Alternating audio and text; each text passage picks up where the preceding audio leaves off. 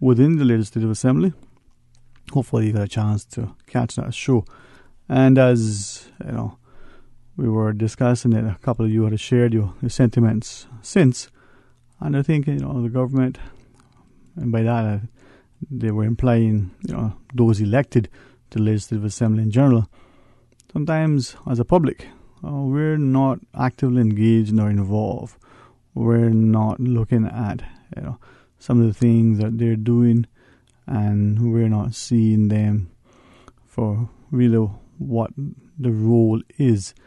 Unfortunately, I think, as he was sharing, it could be because so many of us don't always understand that they have, in addition to whatever role that we believe we elect them for, they're also, in their minds, and this is his perspective, also believe that they're obligated, in order to seek a re-election, to attend to our personal needs. And he was asking, is it necessary then for our politicians to serve that function, that traditional function, where they provided the references and did those other things? Now he said he would like that to continue because it was what made the politics personal for this country. The fact that you knew the politicians, they probably were family members, neighbors, schoolmates. Some of them, not just were members of your church or other organizations, but these were people that you knew.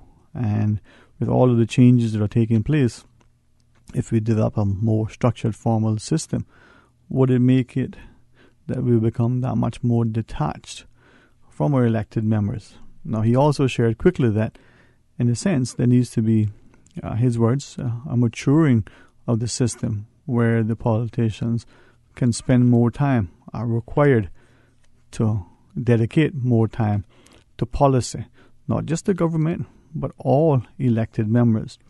And to that he said that if there is a criticism of our system, and perhaps of this set only because they're the ones that are currently in the seats, is that they need to do something about getting the district councils up and running.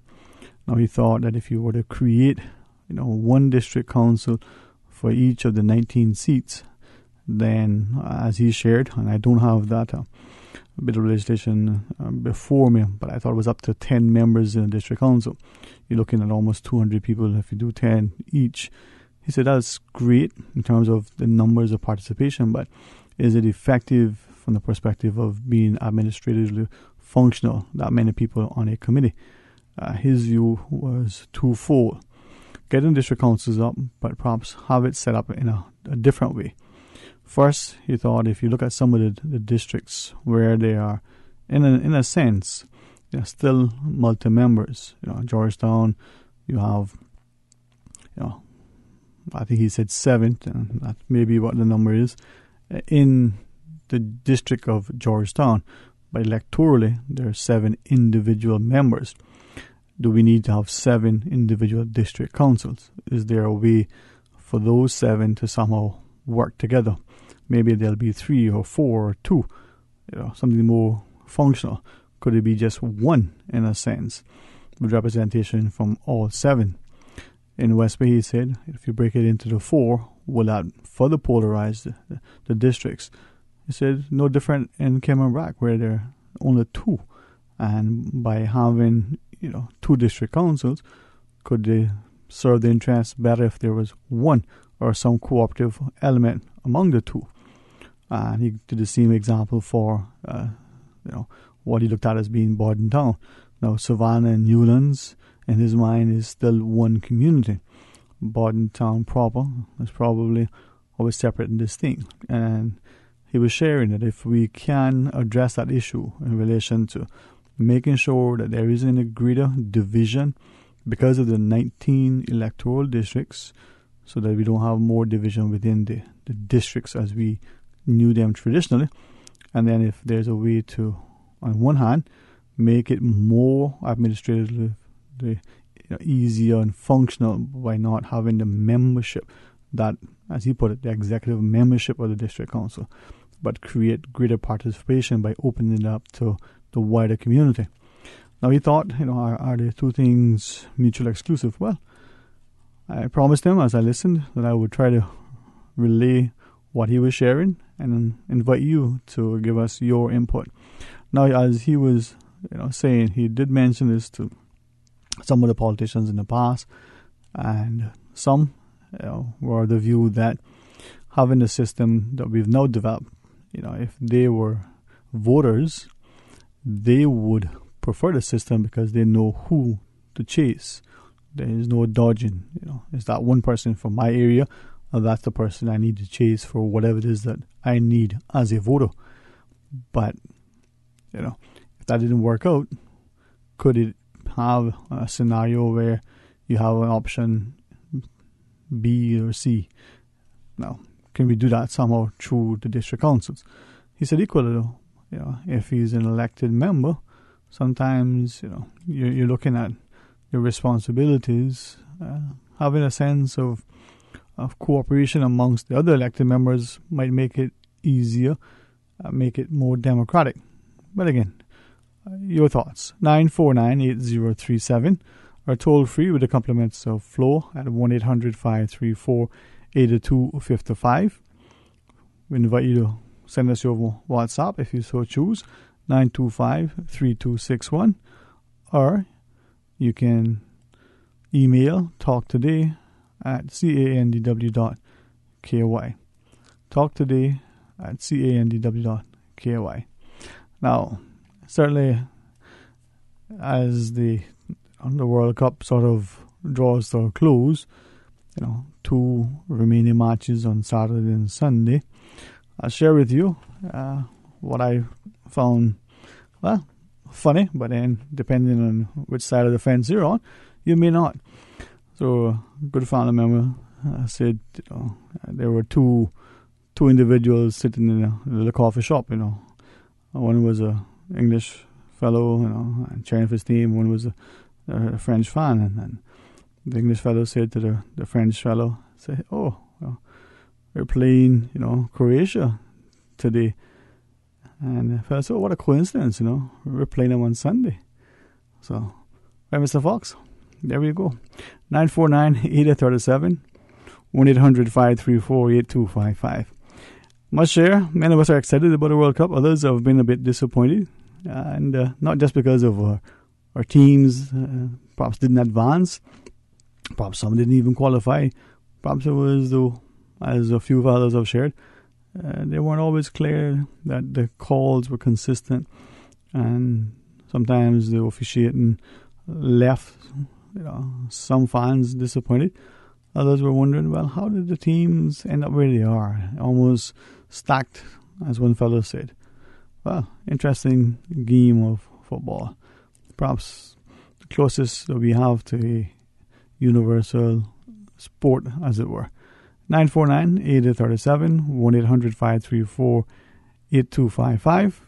Or you can email talktoday@candw.ky. Or likewise, WhatsApp, 925-3261. A couple of emails have come through I wanted to share with us as I wait one little confirmation of some things, but also recap some of the comments from the legislative updates of yesterday shared by MLA and Councillor Austin Harris. Want you to be a part of our discussion as we invite you to share with us on issues that you think are important within the country. Now, all in said and done, I think a number of individuals have expressed growing concern and not just the need for elected governments to share more willingly and more frequently, and as some said, almost to a point where the information comes in a manner that gives the public absolute clarity as to what the government is doing. A few have expressed concerns that unless you're in the know, you will find out about it after the fact. Some have shared that as they looked at some of the amendments recently, with respect, for instance, to the traffic law, to some of the other things, they're wondering, is there something on the horizon that the wider public somewhat oblivious to? Now, he'll spoke in a manner that sort of alluded to him being somewhat in the know, but subject to confirmation, was unwilling to share. And he shared that that's part of the challenge. In the absence of timely, accurate information, there's too many opportunities for people to speculate. Because of that speculation, it could create, not just a divisiveness amongst the people, but even result in offensive behavior among some, and even potentially, defamatory remarks on the part of others. So, as we go to the break, the question that we leave on the table to you is, to what extent do you think as a society we value integrity, as he was sharing with us? Do we practice integrity, not just in the elected politics, but in our private practices, in our personal lives and the like? Integrity. What's your view? 949-8837 or 1-800-534-8255. Please stay tuned for Talk Today. Passes it to Kia Sportage. Sportage makes a stylish move over to the sleek Optima. Optima then flicks it across to the 7-seat Sorento. Sorento heads it. Goal! Kia! It's time to score with the entire 2018 Kia lineup at GT Motors. Get up to $3,000 cash back. The first 50 customers will score a World Cup replica football and mascot. Hurry, it's the best thing that's happened to car buyers all year. The 2018 Kia clearance sale, only at GT Motors on Godfrey Nixon Way. Kia, driving football fever. Wow, looks good. What is that? Chicken chair. What did you just say to me? Chicken chair. I am not a chicken. Whoa! I said chicken share. It's from KFC. Bucket of 12 hot wings, 6 pieces of chicken, or 8 tenders. KFC chicken share. Just $12 each. Oh. Want some chicken, tenders, or hot wings? You're sharing your chicken share with me?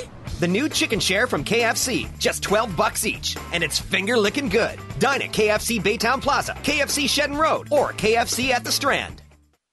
When it comes to designing a kitchen or a bath, functionality and style should be at the center of your design. Declutter, improve lighting, change cabinets, increase storage, and show your style with the help from experts at Brand Source Home Gallery. Save 20% on the finest cabinets and fixtures this July for Kitchen and Bath Month at Brand Source. The design team can help create the perfect personal spa retreat and help design your functional kitchen, whether designing from scratch or renovating your home. Stop by Brand Source Home Gallery, Dorsey Drive, to save 20% on kitchen and bath cabinets and fixtures. Give me freedom, give me fire. Cave Bar and Lounge in Northside, your home for all the World Cup action. Open daily from 10 a.m. with $70 bucket specials during all World Cup games and daily happy hour specials. Feel the passion, feel the fire, free the mind, and enjoy the game at the Cave Bar and Lounge, located on Frankstown Road in the Old Nico Norte. When I get older, I will be stronger. They'll call me freedom, just like a waving flag. So wave your flag. Cave Bar and Lounge. Talk today. But I do have some questions.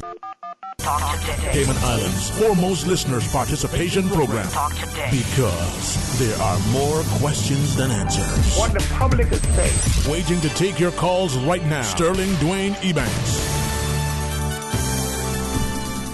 Hey, good afternoon. Welcome back to Talk Today. 949-8837 or 1-800-534-8255. Or you can WhatsApp 925-3261. Share with us your thoughts. Now, in relation to our question about integrity, certainly phone lines are open and your thoughts share with us if you so choose. Well, you can WhatsApp them as well, 925-3261. Or email talktoday@candw.ky. The quick call just off air as we were waiting. Father was saying, we're looking at a time in our history where the country is increasingly saying, well, should we now embark on that road to independence? His view quickly was that, we're not even ready. Our people don't have the skill sets. We don't have enough or people with the education and in the position to take on the roles. They're doing, as he says, the country in the future a disservice, because as we convert people to sort of, the Caymanian position and perspective, as he sort of said, we're not doing enough to build unity. And in the system, he was of the view that simply giving, a nod to independence isn't going to be what the country is going to need to survive. From that, he quickly shared, we pass laws, but we don't look at the overall sort of cost and consequence of those laws. And as he was hanging up, he said, that's part of the reason why we don't see sufficient enforcement of some of the laws. The cost to do so, but the fact that at the end of the day, his view, the parliamentarians to date always felt that there's a safety net and that the UK would be able to step in and override the laws or would have to sanction the legislation, and because the governor's assent would be sort of the final part, well, they can feel rest assured that if they make a mistake, there'll be somebody to catch it. Well, as we get into our discussion now, in the absence, and again on his behalf, we extend apologies for MLA Chris Saunders. I will say jokingly publicly, he sent his designated deputy, Mr. Mario Rankin, to sit in ably and hold the fort.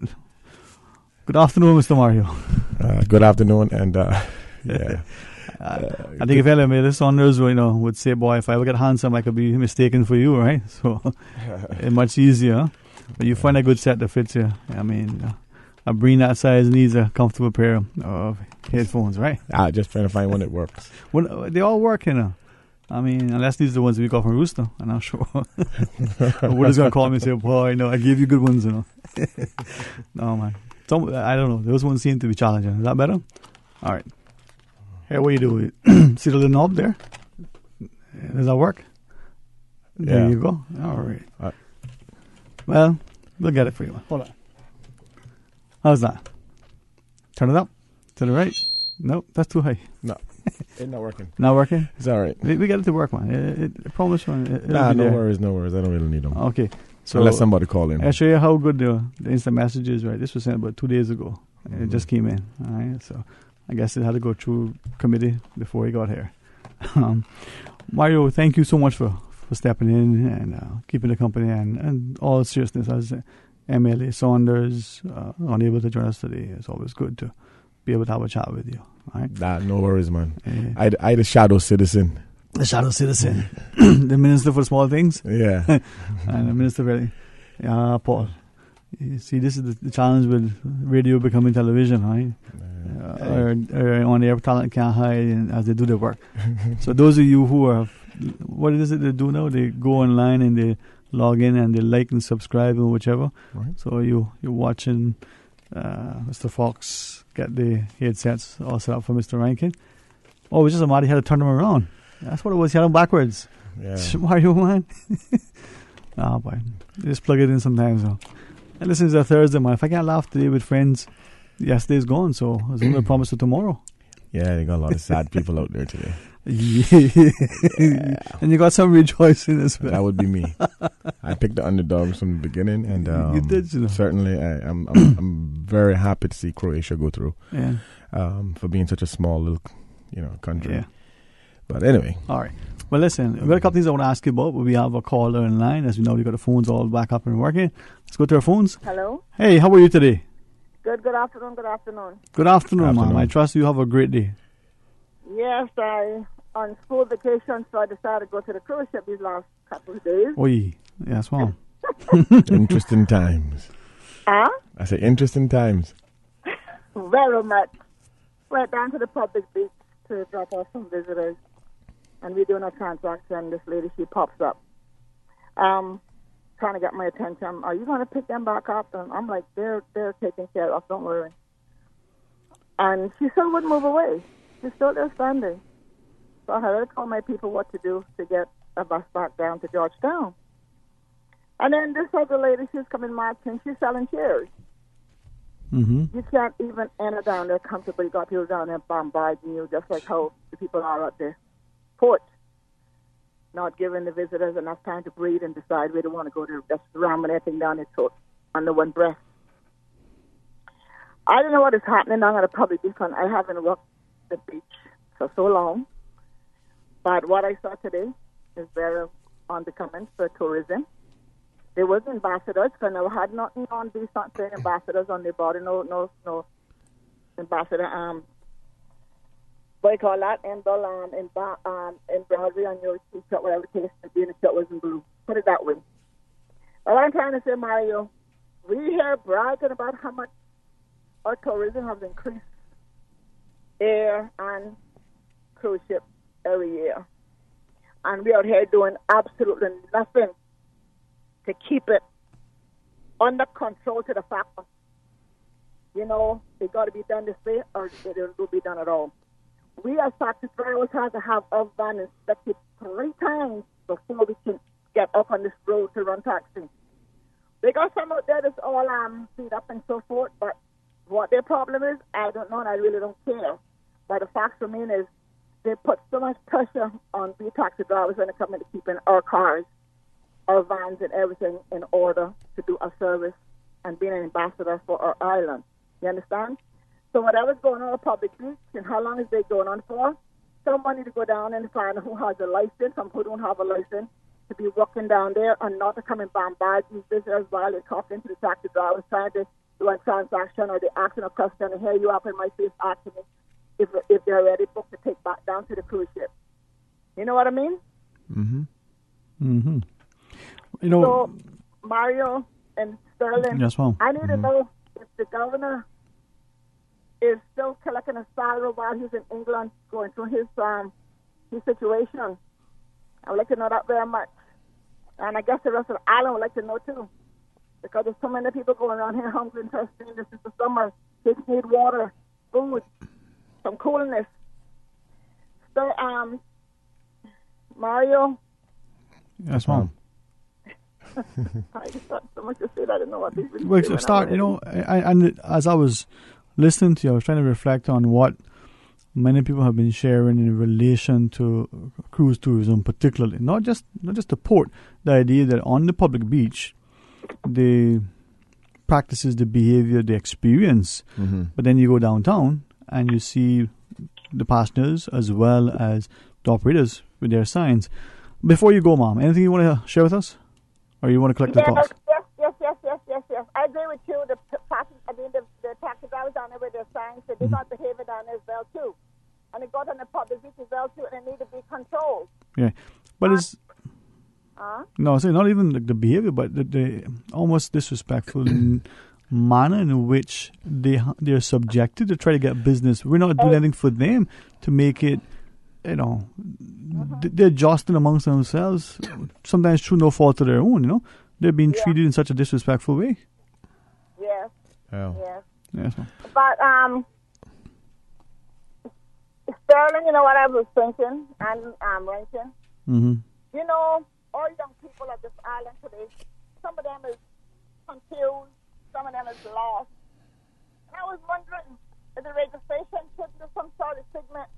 Is that the right way? I have a program to have our kids come in from once a week from each district once a week to express their feelings, to see how they feel about what's happening here and where they want to go and shine a light to the fact that they're upset that they see everything look to be dim to them. You understand? We need to hear our children talking. And I don't think there's anything wrong with having a 15-year-old or a 16-year-old, 17-year-old come out and express themselves, because we got a lot of kids out here that they are lost. They don't know what they want to do in life, and they're discouraged and all that kind of stuff. And I think we need to reach out to our children on this radio station and make them come in and express themselves. And they don't have to go no deep personal life, but, express how they feel about their island and where they would love to go, and they can't see themselves going there and all that kind of good stuff. You know what I mean? Yes, Mom. Well, thank you so much for sharing, Mom. How do you get that? Thanks. Yes, Bye-bye. you're welcome. Well, as we continue the discussion, Mario, we do have a caller. Let's join the caller and put it all into the equation. Yep. Mario comes in, callers come on. Let's go to the phones. Good afternoon, you're on Talk today. Good afternoon again, Mr. Dwayne. Afternoon again, my friend. How are you? All right, man. Good afternoon, Mario. Afternoon, sir. Yeah, good afternoon. First of all, Dwayne. Yes, sir. I gotta tell you, right? You is the most qualified or the most hosts out there that these the most hosts that these out there as neutral as possible. I have to tell you, I have to really give that to you. Well, thanks. I appreciate it. I don't know that I am neutral, but anyway, thanks for sharing that. No, man, you are, man. You always trying to show both sides of the situation. You know. Thank you, sir. Thanks. I really glad we got somebody like you on the show. You know? Thanks, man. I appreciate it. You too, Mario. You does what you're supposed to do. Yeah, man. He does it well too, man. You know what I mean? Mm-hmm. Yeah, he's the yin and the yang sometimes. So what's on today, man? You all right? I all right, I all right, but boy, I don't feel like my people is all right. I don't feel like my people is all right. I feel my people rather pick up tools to do dangerousness than to do something positive. You know what I mean? Mm-hmm. That's what the last caller saying. The youth is picking up all other kind of styles and lifestyles just to express themselves in this island. You know. Mm-hmm. And to me, I don't feel like I living in the right place, man. For real. I feel like I bombarded with a bunch of pressure from all over. You have to wear Nike suit and you have to wear all this kind of thing just to be accepted in life and things like that. I don't believe this. You see that what happens when you have 127 different nationalities that has pounced upon Cayman, and we've legislated laws only to accommodate them. That's the problem, you know. That is the real issue we have here. No real legislation to protect the indigenous Caymanian and their way of life and what their moral and historical beliefs are. The problem is that when we visit any other country that is properly run with a good government, even though you have issues in every government, but when you have checks and balances that is put forward by the people of that particular country, politicians will do what they do, but a lot of them are very mindful of the repercussions of doing something that is contrary to taking care of those people. And we've seen many countries riot and protest and do things that create change. The problem is that what we've done, we've opened our doors to every nationality possible, and then we turn around and we constantly change and legislate laws in order to accommodate while forgetting the indigenous people. And that's why we feel suffocated in this country. But you can pinpoint it not as other nationality, but a certain amount of money holders. You understand?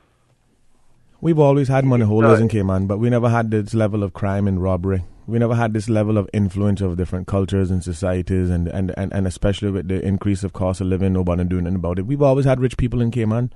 That's not new today.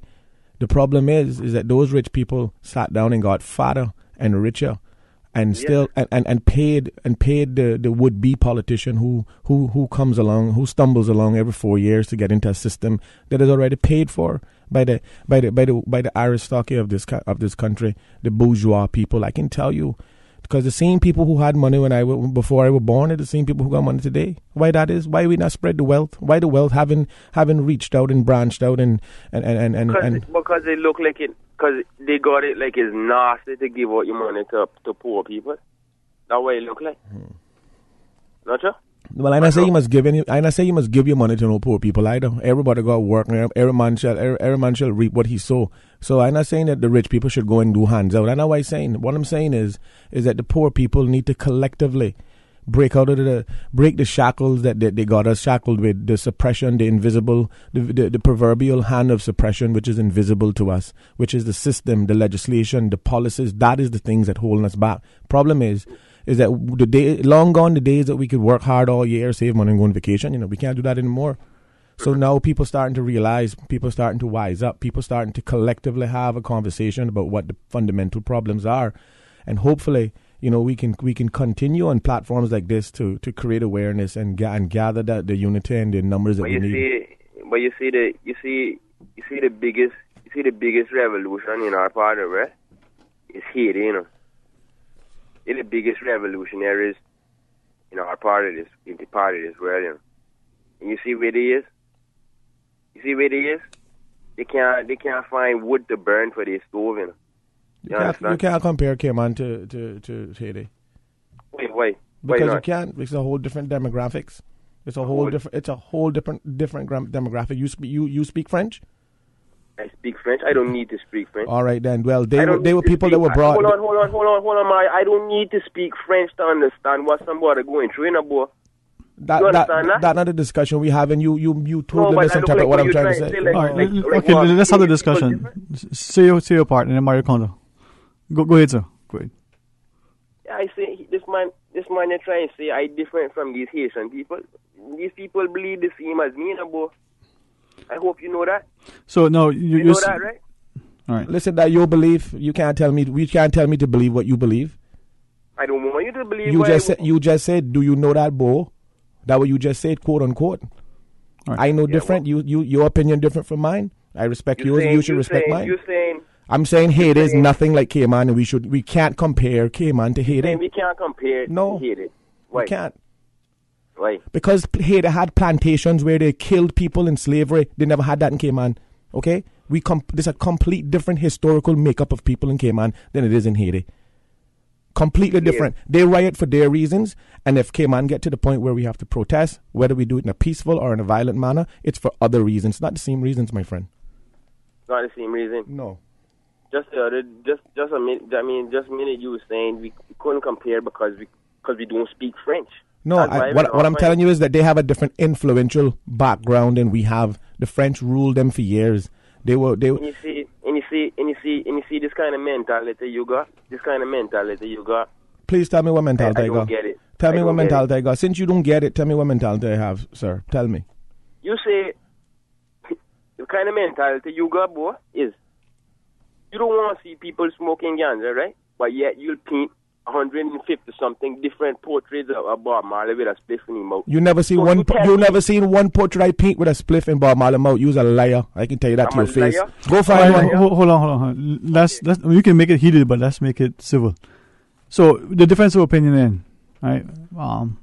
First of all, let me just state this for the record. Yeah. There's not one single portrait I ever painted my entire life with anybody smoking anything illegal. That's a fact. I have many pictures of Bob Marley that I painted, and none of which is him smoking anything illegal. That's a fact. All right. Sorry. If anybody is under the impression, Sterling, that smoking marijuana is healthy for you, then it hurt me for them. Marijuana have many medical benefits from it, but it's not by smoking, my friend. I can assure you that. You there, sir? Hold on, Mr. Dwayne. Yes, sir. Go ahead. Go check my boy your Facebook page and check to see if you got a portrait of somebody smoking a spliff on. Go on my Facebook page. Go ahead. I know it there, man. Yeah, go right ahead and find it. You wait till you see my face because I know you already. You the one that be trying to drug up them young girls. Take them home, boy. No. Excuse me. Hold on. No. That's not go there. Yeah, fair enough.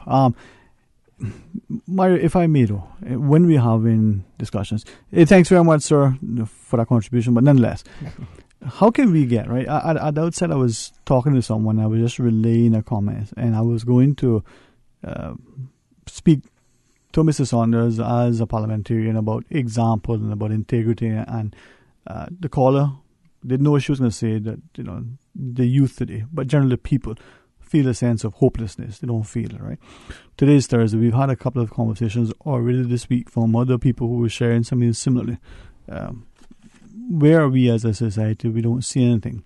We've heard people talk about not just high school grads, but college grads, wondering is there a future for Cayman, for them, right? How do we get to people where you and I, whether it's the two of us, directly or can argue, discuss, but do so in a manner that speaks to the issue and the principle and don't get into the personal side of it. Well, you see, that's the problem we have in Cayman now. We were having a discussion about Haiti, right? Mm-hmm. We were having a discussion about what our beliefs are on what Haiti is and what Haiti ain't. Mm-hmm. And the only thing he can resort to is degrading me by calling me names or suggesting that I did something that was illegal. And I can assure you, I don't need to drug anybody to do anything to anybody. Understand? I have 3 kids, 2 daughters and 1 son, all right? Mm-hmm. I've never used any illegal drugs in my entire life, and I'll be 44 years old on the 23rd of this month. You understand? I state that for the record. And if anybody out there that can say different or prove different, by all means, come forward and prove so. Now, having said that, I think that in Cayman, our biggest misconception is that we should educate everybody to a certain level so they can participate in this economic success that we see going on. The problem is that we haven't fixed the industries where we want our kids to work in, because we can educate them as much as we want. But if they're not allowed to participate on a certain level that gives them the ability to generate their own self-wealth and take care of themselves, that they don't become a ward of the state, then what are we essentially doing? We're creating a elitist society. And I don't think that anybody wants to go off and get a bachelor's or a master's in any field, come back to Cayman and be ostracized or marginalized simply because their background is that they're Caymanian. And we see it here. So it's not the the invisible elephant in the room. It's real. Yeah. Let me ask of you, and I would invite the public to weigh in as best as they want. Now, we can continue to do what many of us do, share privately on our porches at our barbecues, but don't say I said this, because or we can start to speak and stand on principle and voice the things that we believe. People agree with it, or don't agree with it, but if we do it civilly, right, respectfully, we can have a difference of opinion. Two things, if I may ask of you, right? Education and we'll talk about sort of the Caymanianness of Caymanians and the like.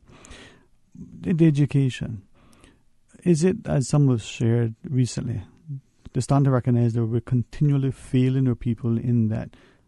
If I heard what you said and maybe add to it, you said, we educate people to the same level. Now, for instance, whether the person is an electrician, a plumber, or other skill set, why can't we make sure that they get the quality of instruction and training that they need, go into those fields, just like we would encourage the person to become a physician, whether it's neurology or cardiology, it doesn't matter, and we treat them with respect, right, with equal value. Why is it that we believe that the technical and vocational training seems to only extend to the person being akin to, pulling a wire and twisting it and, connecting it up? They don't know how to do more than that. Right. Well, I heard just this morning on one of the earlier talk shows, and someone had called in, or it might have been one of the individuals, saying that it can't be that hard to mix cement, or it can't be that hard to lay a block, or it can't be that hard to do the jobs that we see a lot of the foreign workers are in, right? You see, that in my personal opinion, I think that's where we go wrong, because there we go categorizing and settling. The reality is that, yes, I'm sure that a Caymanian can mix some cement, or lay a block, or do all these things, but it's the price and the cost. And it all boils down to what the salary is and what that person will be making, because we understand that with all these different cultural, the society influences that we have from different places, and those individuals, we know that their currency matched against the CI dollar or even the US dollar is not even in comparison. So whereas $6 an hour CI, probably equates to $5,000 or $6,000 in their currency, which is probably something they never would see in a lifetime with the skill set that they have. So the reality is that when we start categorizing Caymanians, whether it be by labor, whether it be by class, whether it be by color, the reality is that we serve an injustice simply by legislating things that creates that difference in the labor force and everywhere else. And when we have to go out now and collectively look at a Caymanian and say, okay, well, I have a job, I have a business, and I have these different jobs that I wanna hire people in. It would be wrong of me to go and say, oh, because you're a Caymanian, I'm gonna give you this job, because I know that this is what you want, this is the only thing you're qualified for, or what I feel that your capabilities are. So I believe that we got a lot of adjustment and fixing and repairing to do to the system. And I think that if we want to visualize what a Caymanian should look like, a Caymanian should be someone who has the opportunity to participate in a very robust economy, that a lot of opportunities are there, and that person should look like, when you see them and you talk to them, they should not have some some horrific horror story about how they work 70 hours a week and can't afford to pay the bills at the end of the month, or that their job became redundant, or that they're losing their house, or all of the social ills that we hear that currently going on now. Right. That's what I think Caymanian should look like. All right. Well, when we come back from the break, let me invite the listeners, preferably, through the calls, but if you send your message through WhatsApp, I'll take those as well. And maybe a couple that we can share. We'll look at those during the break. Question I want to put on the table so we can look at it when we come back. Is this thing that is happening in Cayman deliberate? This sort of disenfranchising and marginalizing and ostracizing and all these little things that are making that divisive hand evident in this country. For those who are listening, weigh in. Who knows? The thing you say may be the thing that a person listening needs to hear. So please stay tuned for Talk Today.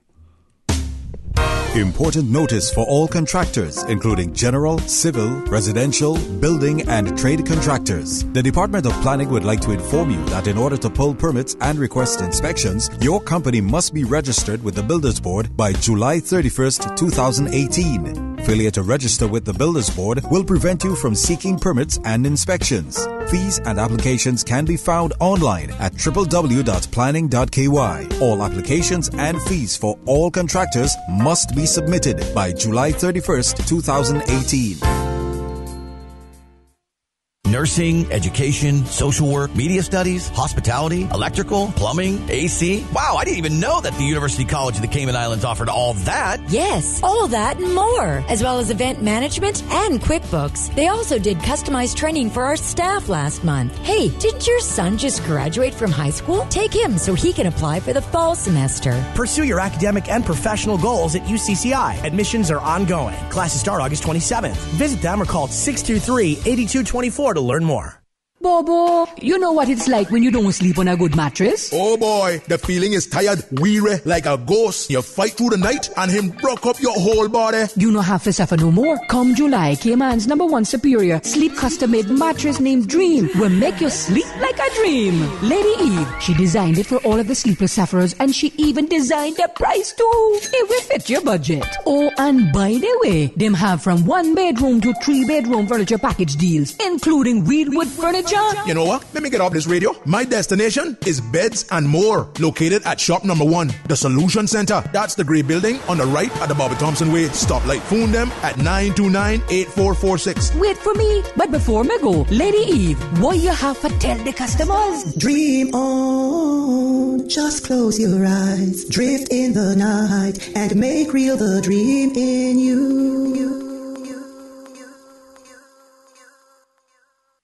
King Sports Center's Art of Fun Summer Camp is back from July 3rd to August 3rd. Now in its 14th year, the Art of Fun Camp is ideal for kids aged 5 through 10 with activities from football, basketball, dodgeball, squash, rock climbing, arts and craft, dance, singing, and more. Your child can stay cool while having fun in a safe and secure environment. For more info, email kings.brebanks@gmail.com. That's kings.brebanks@gmail.com. Or call 946-KING, like King's Sports Center on Facebook, and you can also find them on Instagram, or call 946-5464. King's Sports Center, providing you with all your fitness, recreation, and relaxation needs.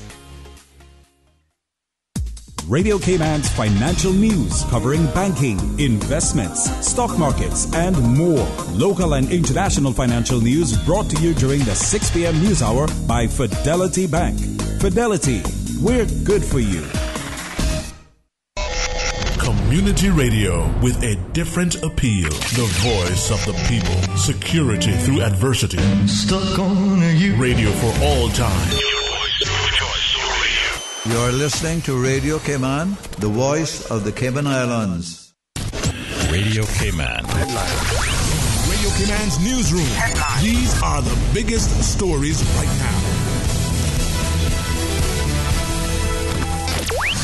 The acting immigration officers agreed to review the continued detention of the migrants at the Immigration Detention Center after concerns about the, quote, inordinate delay in finalizing the detainees' immigration status. In a press release issued yesterday addressing media reports, detainees refusing meals, officials said they would look at alternatives, but any potential risks posed to the community by the release of the detainees would be the paramount consideration. Right now, there are 13 detainees, 12 men and women, at the IDC. Good afternoon, I'm Dion Anglin with your headlines and news elsewhere. U.S. President Donald Trump has arrived in the U.K., having said he is fine about any protest during his visit. Mr. Trump and his wife Melania landed at Stansted on Air Force One at 1:50 before a helicopter took them to the U.S. ambassador's residence in London. He is due to meet Theresa May, who is seeking a post-Brexit trade deal, days after he said the U.K. was in turmoil. U.S. adult film star Stormy Daniels has been arrested in a strip club in Columbus, Ohio. Ms. Daniels was arrested for allegedly touching a patron in Sirens, the North Columbus venue where she was performing. She has posted bail. Ms. Daniels became embroiled in a row with the U.S. President Donald Trump after saying she had slept with him in 2006, an allegation which he denies. And archaeologists scanning a Mexican pyramid for damage following September's devastating earthquake have uncovered traces of an ancient temple. The temple is nestled inside the Teopanzolco pyramid in Morelos State, 43 miles south of Mexico City. It is thought to date back to 1150 and to belong to the Tayuica culture, one of the Aztec peoples living in central Mexico. That's a wrap of your headlines. I'm Dion Anglin. Radio Cayman, the voice of the Cayman Islands.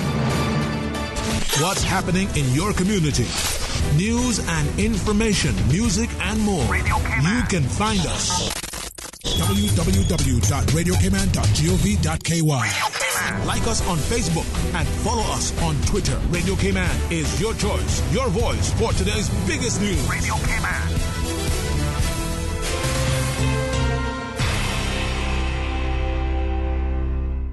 Talk today.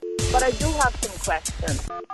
Talk today. Cayman Islands' foremost listeners' participation program. Talk today. Because there are more questions than answers. What the public is saying. Waiting to take your calls right now. Sterling Dwayne Ebankst.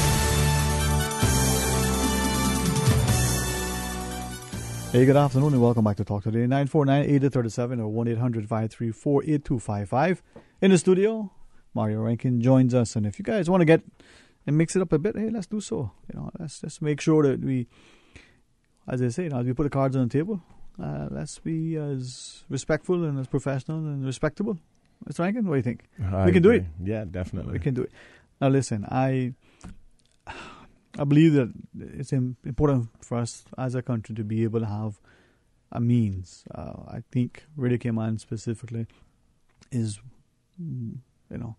that thing that has allowed us through the decades to have access to information officially coming down through the channels internationally, locally through governments, but also flowing out to the public. Something as simple as, remember we do requests to people, happy birthday, happy anniversary, whatever we used to do. People would call in sometimes, even nowadays, and talk show. Trying to get in touch with Johnny. Johnny, if you're there, if I could tell you, call, Mary, because your lines is still here, right? And people must appreciate that. That's the beauty of the country, right? Mm-hmm. Likewise, when people pass on or other announcements, we do that. That still shows a semblance of a community that respects, itself and each other. But how do we advance that now, Mario? And there's something I want to ask of you for two reasons. Because I would like the public. Yesterday, MLA, Mr. Austin Harris was on, and we're talking about some of the bits and pieces that the government has, or the Legislative Assembly attended to in relation to the laws that it amended and the like. Right. There were some in relation to immigration. I brought it down just to make sure I kept my notes handy and don't misquote. And under the immigration amendments on 2018, it was talking about a couple of things, and one was addressing this thing where people who were born here of parentage who were not Caymanian being able to now regularize their status because this is their own home and the only home they knew. I think that's right. Nobody is nobody has an issue with that. These are people we grew up with. All intents and purposes, they see themselves as Caymanian. We see them as Caymanian. Following the show, two things transpired. I'd asked, and if Mr. Harris or anyone else listens and I misunderstood or now misrepresent this part, I want to make sure I get it right. But I'd asked them if these individuals now, because of this amendment, are no longer in Cayman, and they now choose, right, to say, oh, hey, that applies to me, I can now be Caymanian. I asked them if there's a timeline, if they had to be in Cayman for a period of time, if they were absent for a period of time. Right. He said no, as he understands it.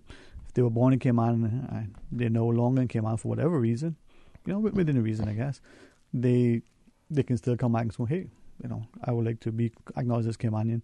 That's fine. But that's good or bad. Someone quizzed me on it and said, well, I'm not quite sure, Maybe if a person's been absent for a while, do they need to come back and sort of reestablish ties? Didn't pick him up on it. It was just a question he asked. The other thing he picked me up on was, I say this to Mr. Harris publicly and privately. This wasn't to him. It's my personal feeling, but it's also a feeling that has been expressed to me by many. The Caymanian who was born here, of parents who are considered Caymanian, of parents who are considered Caymanian, and so on and so forth, who have in their possession, right, a document that is considered to be a passport, whether that's just a travel document or something. They have a birth certificate on it somewhere that says, yep, born in the Cayman Islands, that have now a voter's ID or on a voter's register. Right. That none of those things individually and certainly not collectively are sufficient to just show as evidence as this person is being Caymanian. What really? Well, what's interesting in that is that two of those items that you mentioned, you can't attain without being a Caymanian. Well, presumably, right? Well, what really kind of got me, as I said to Mr. Harris, was when I listened to Dr. Steve on Tuesday. Not just because of my respect for him personally, not just because of what I think as a country we can benefit, from all he still has to offer, but his age, his contribution, who he is, right? For him to have said publicly, and the only reason why I mention it is because he said it publicly as a guest. Right. He goes to renew his practicing certificate, so that's the fee they pay in order to be admitted to say, yep, you can come before the courts and you satisfy all this other stuff. Lawyers who do it know all about that part, right? He's now been asked, well, are you a Caymanian? You need to show evidence. According to what he shared, well, in order to do that, he would need to go down to immigration and get something. It's not the convenience or inconvenience, it's not the cost. It's the act of having to do that when he would have a passport or something. Now, sadly, Mario, the Caymanians and the non-Caymanians alike, but specifically the Caymanians, you want to call them the generational Caymanians, who have shared with me. I'm not talking about family. I'm talking about people that I know for a long time, know recently. Say, but this is wrong. Something is wrong with this thing. There needs to be a way for a country to be able to say these are our citizens and this is the thing that you need. But we can't wait for national ID. We can't wait for everybody to get on the voter's card. Something now has to be in play. And yet, what are we doing to our people? I still find it offensive and insulting, as I said to Mr. Harris. If I'm wrong, please guide me so that I'm not wrong. Others out there say you're off base. Well, call and take me to task. But if not, I defend a position. Well, my personal opinion on that is, and certainly I don't want to, to ruffle anybody's feathers, but the reality is that, and Mr. Markfield's case specifically, here's a gentleman that's 80 years old who's been practicing law half his life, who's, obviously, if you could ask anybody blindfolded if he's a Caymanian, they would tell you, yeah. And I think for people like him, it would be, in my personal opinion, offensive to them because, again, he's done it multiple times in the past for years on end and was never asked to do such a thing until they've implemented this new law. And my only question is this, and I know that it has its merits, and I would like for him to come out and explain to me what's the purpose. I mean, what is the reasoning behind now putting this in place? Well, I know there are many reasons. Yeah. I mean, like, what is the ultimate goal that they're trying to accomplish? Yeah. That's what I want to know. Because I seldom kiss and tell, Mario. So I don't like to talk out of school. But I've asked a number of individuals deliberately. Mm-hmm. And I said to them, depends on what you share with me. Unless you say to me, nope, do not say this, I want to share it publicly because I want to know. The only thing, with the exception of one person, but I won't say it because of I know where she's at now, and I think she just looking to stir the pot, right? But everybody else said, no, just don't call my name. But you can, whether they are civil servants, former or current, whether they're private sector people, whether they're old or young, whether they're muscular or just starting to work out, there's every single person. I say, listen, the private sector is running roughshod of this country, from the law firm straight down to anybody as a prospective employer. We want not just for you to show the UK money, but we can put you through every hoop from requiring prospective employees to get a bank reference, right, before they're offered a job. Not a character reference, not a police thingamajigabob, whatever you want to call it. A bank reference. Now, not an account number to say, well, how can we put it? Now, they're not borrowing money from the employer. They're getting their salary check. And you get a bank reference, and I've had countless people, Caymanian and non-Caymanian. If you want to categorize the Caymanian as the one who's status holder or generational, every single one has said, listen, it's just another way to screw the Caymanian over and to polarize this country. Right. And the politicians are just as much to blame as anybody else. Well, you see, because the problem is that the real policymakers just ain't the government. Mm-hmm. It's the individuals who pushing the dollars behind individuals who they elect. But and we've seen it over and over and over. We've seen many changes to many pieces of legislation to accommodate different families and different people and different societies in this country. We've seen. I mean, just look at the recent liquor board amendments and adjustments. I mean, they, like I said, politics move as slow as a snail or as fast as a jet, depending on who benefiting, and that's the reality. So, when you talk about that particular piece of legislation and the craziness of two Caymanian parents have kids who now have to prove to the immigration board in order to attain a permit for somebody to help in their house with their kids, that their kids are Caymanians. And they could be born before 1977, before that law was enacted. You still have to prove that your kids, because they born after the 1977 law. But, those are the things that I think they didn't put a lot of thought into the process and how they're going to implement this particular piece of legislation. Can I ask of you, and by extension, the listening public, if you are from your country and you know this specifically, what is it that your country has that shows and identifies you as a citizen of that country? I mean, do they put a stamp on your forehead with a number on it? What is it that they have? Birth certificate. And you know what I believe? Sterling? I'll be very honest with you. I think that because we had discriminated in our laws for years against kids that were born outside of Caymanian parents, that were, one was a foreign, one was a Caymanian, we discriminated against kids who had fathers that was from another country, or mothers from another country and fathers from Cayman. We wouldn't give them statuses. But the other way around, like me, for instance, my father is a Jamaican, right? And my mother's a Caymanian, so I born in Cayman, obviously. But I've seen cases when I worked with immigration where the father would have a child by a foreign woman. And he has to jump through hoops to get that child to come to Cayman. DNA to go to all sorts of DNA. I can understand. Yeah. Because we want to know. And even so, I think that you strip that person of the right to adopt and call somebody else biological child your own. The reality is that I think that we had messed it up for so many years, that we had discriminated for many, many years, and now with the new, human rights bill and all that, I think this is one of the ploys that they're taking to try to correct it. Well, perhaps, but look at it, and I just think back to conversations over the years with different people, from lawyers to lay people who were saying, I've asked them, can you help me to understand some of the aspects of our immigration system, right? And over the years, there were competing and conflicting views. Over time, I come to understand that it depended on what was the flavor of the day and how that thing was sort of served up. But at one point, the father's, whoever the father was, the national father was the order of the day, and then it's now was the mother. Right? We see in this sitting of the Legislative Assembly an amendment. I'll read it for you. Immigration Amendment Bill 2018, right? Mr. Harris shared. I wrote it down to ensure the spouse of Caymanian is treated no less favorably than the spouse of a permanent resident.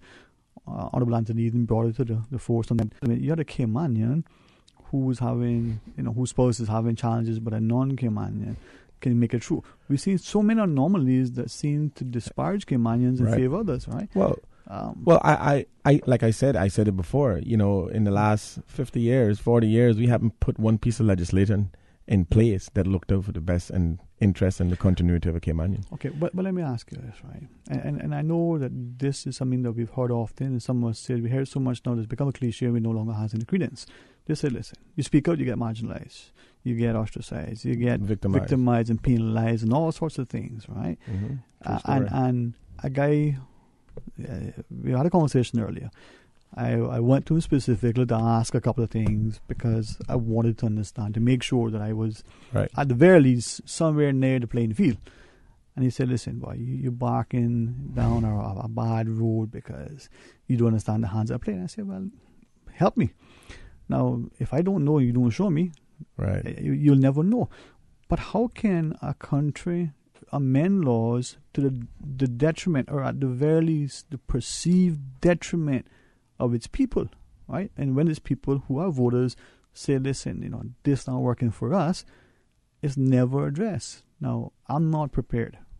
As much as it's easier to blame the politician, I'm prepared to say that responsibility lies with us, the collective voice of the voter.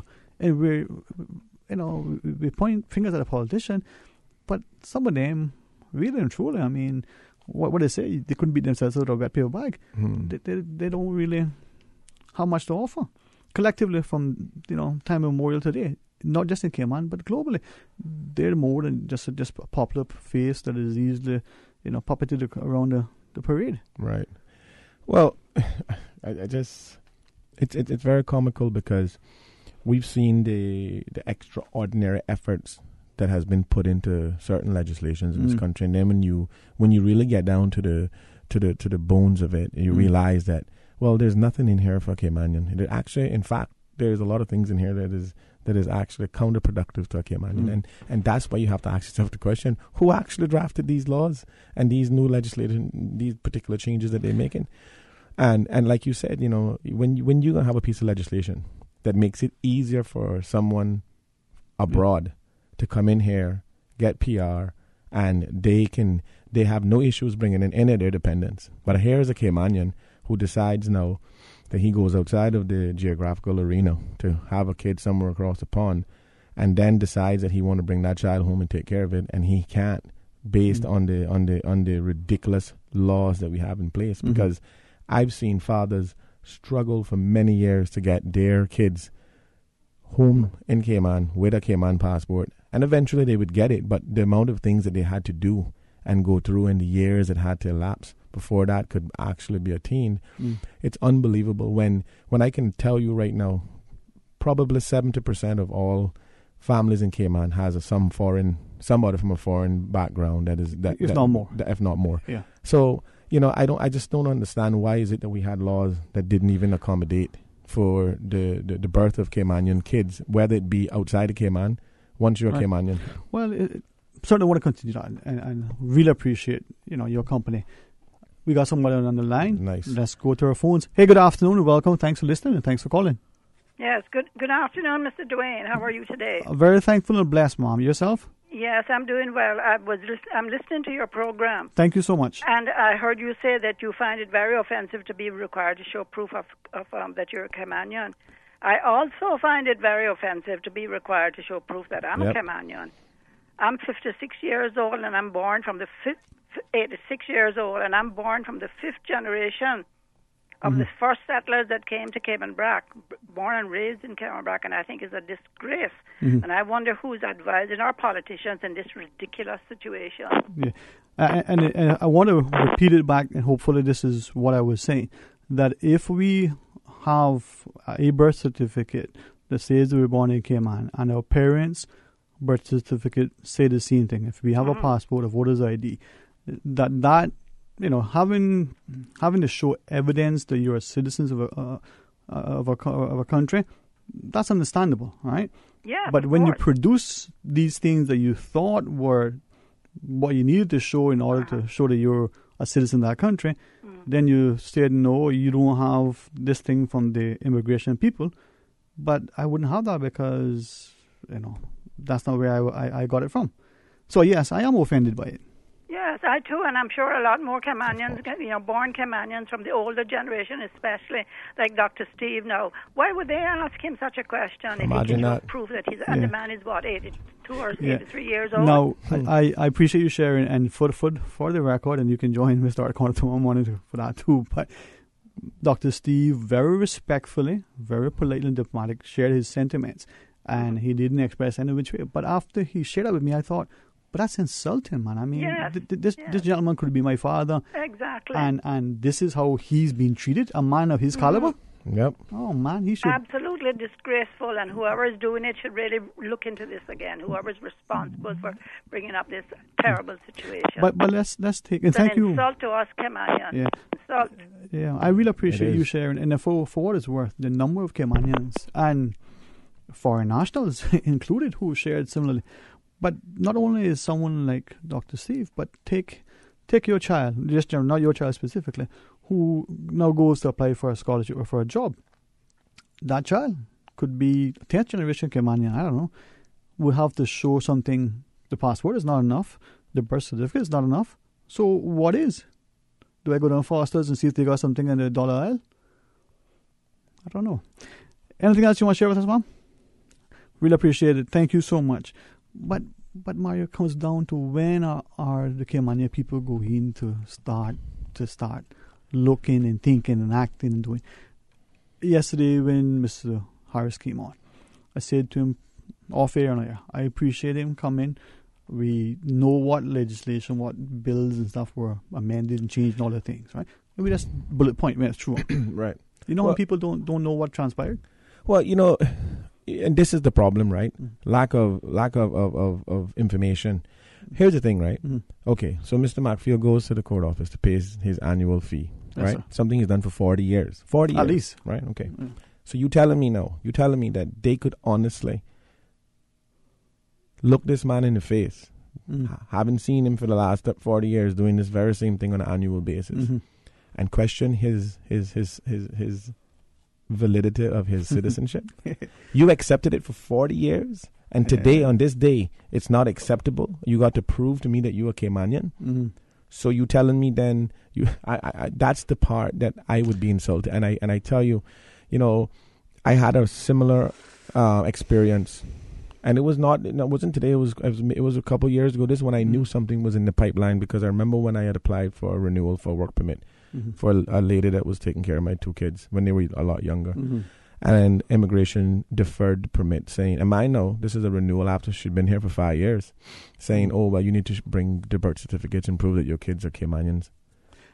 And then I was like, wait a minute, so you deferred the permit?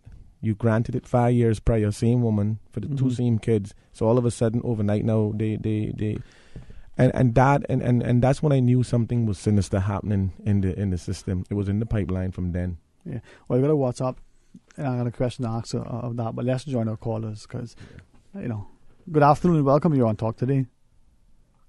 Darlene, Good afternoon. this is me now. Yes, Mom, it is. Mario. Yes, Mom.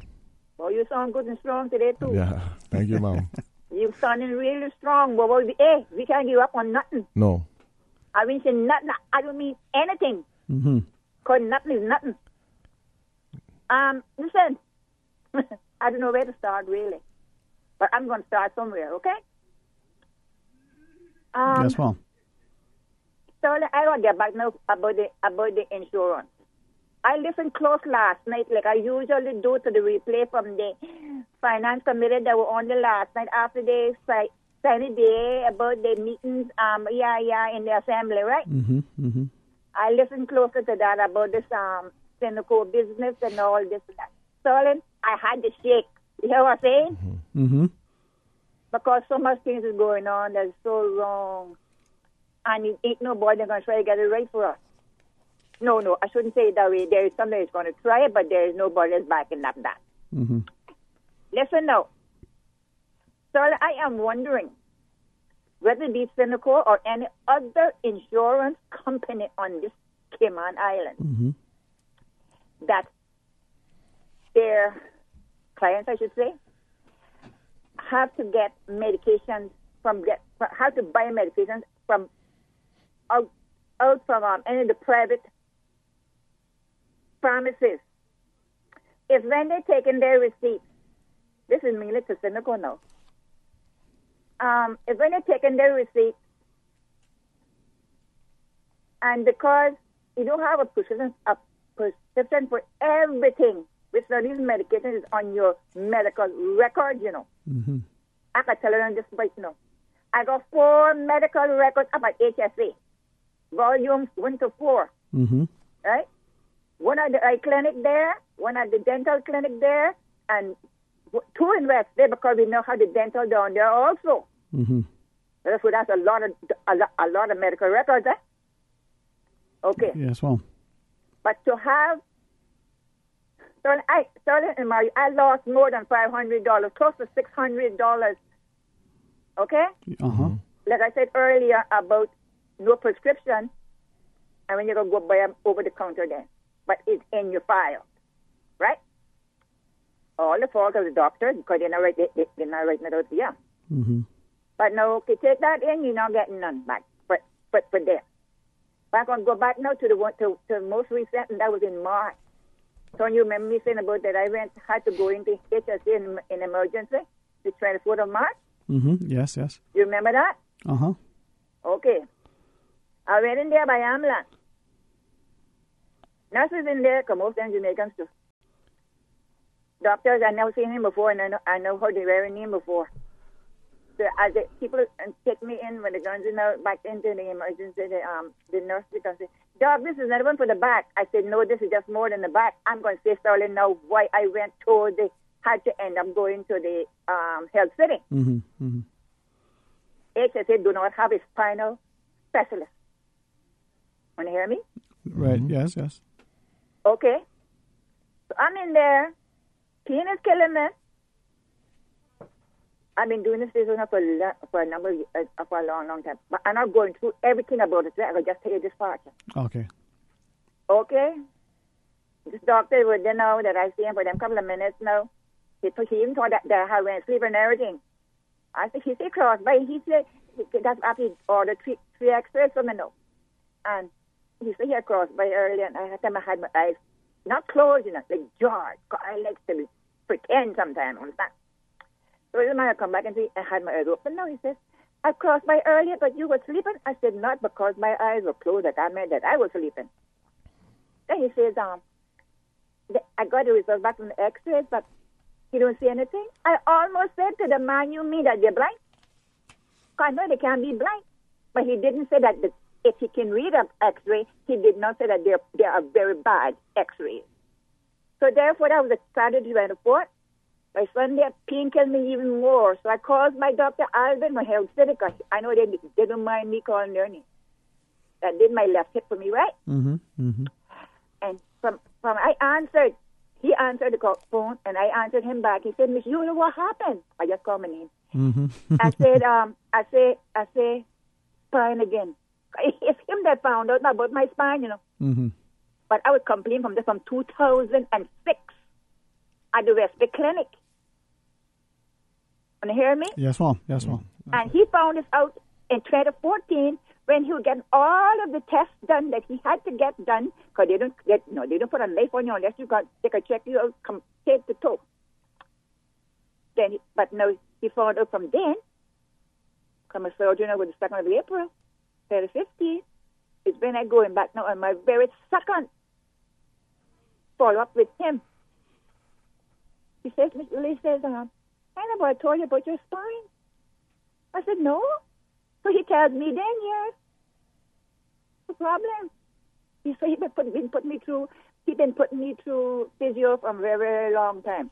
Okay? And then it keeps getting worse and worse and worse and worse and worse. So this time I was at HSA in March this year, it got so bad that, Yes, ma'am. I ended up having to call him now, making him know what was happening. And he had me. So in other words, I would not wait for anybody to give me a referral for because I had some money out of the way. Mr. Mickey Bush got me this money from $35 a week, okay, that I could pay up there. So, okay, I went prepared. So he said, I'm going to speak with the spinal specialist, and then I'm going to inform them at the front desk. This is Dr. Alvin now. I'm going to inform them at the front desk. He says, Mr. Can you be here tomorrow? That's Monday now. I said, yes, sir, I will be there. So I got there, Sterling, I got there, and I said what Dr. Alvin told me to say, and right away, took me in 3 yards, took me down to where I had to go. Okay. There was a bill for medication. I paid for that. There was a bill for the doctor. I paid for that. But when I go and carry in now, those receipts and others to Cineco office, they can push back. The doctor went to me. Where is the referral? I say if I had a referral, I would need a receipt. Yeah. Okay. So they kept the one for the medication. But now here you are, all them. That was over 200 right there then. Right. You know how much money I got back and I checked that? $93.68. Well, I'm hoping that you... I want a lawyer. Mario? Yes, ma'am. Please get my number and me you want to talk. Okay, Okay, Mario? I the best street lawyer in Cayman. I know what you're saying. I know. But thanks, Mom. So, and so I'll give me your number. Oh, just kidding. Yes, Mom. Give me your number. And thanks, too, for sharing. And look, I could last the rest of the day, you know. You go right ahead. You make sure.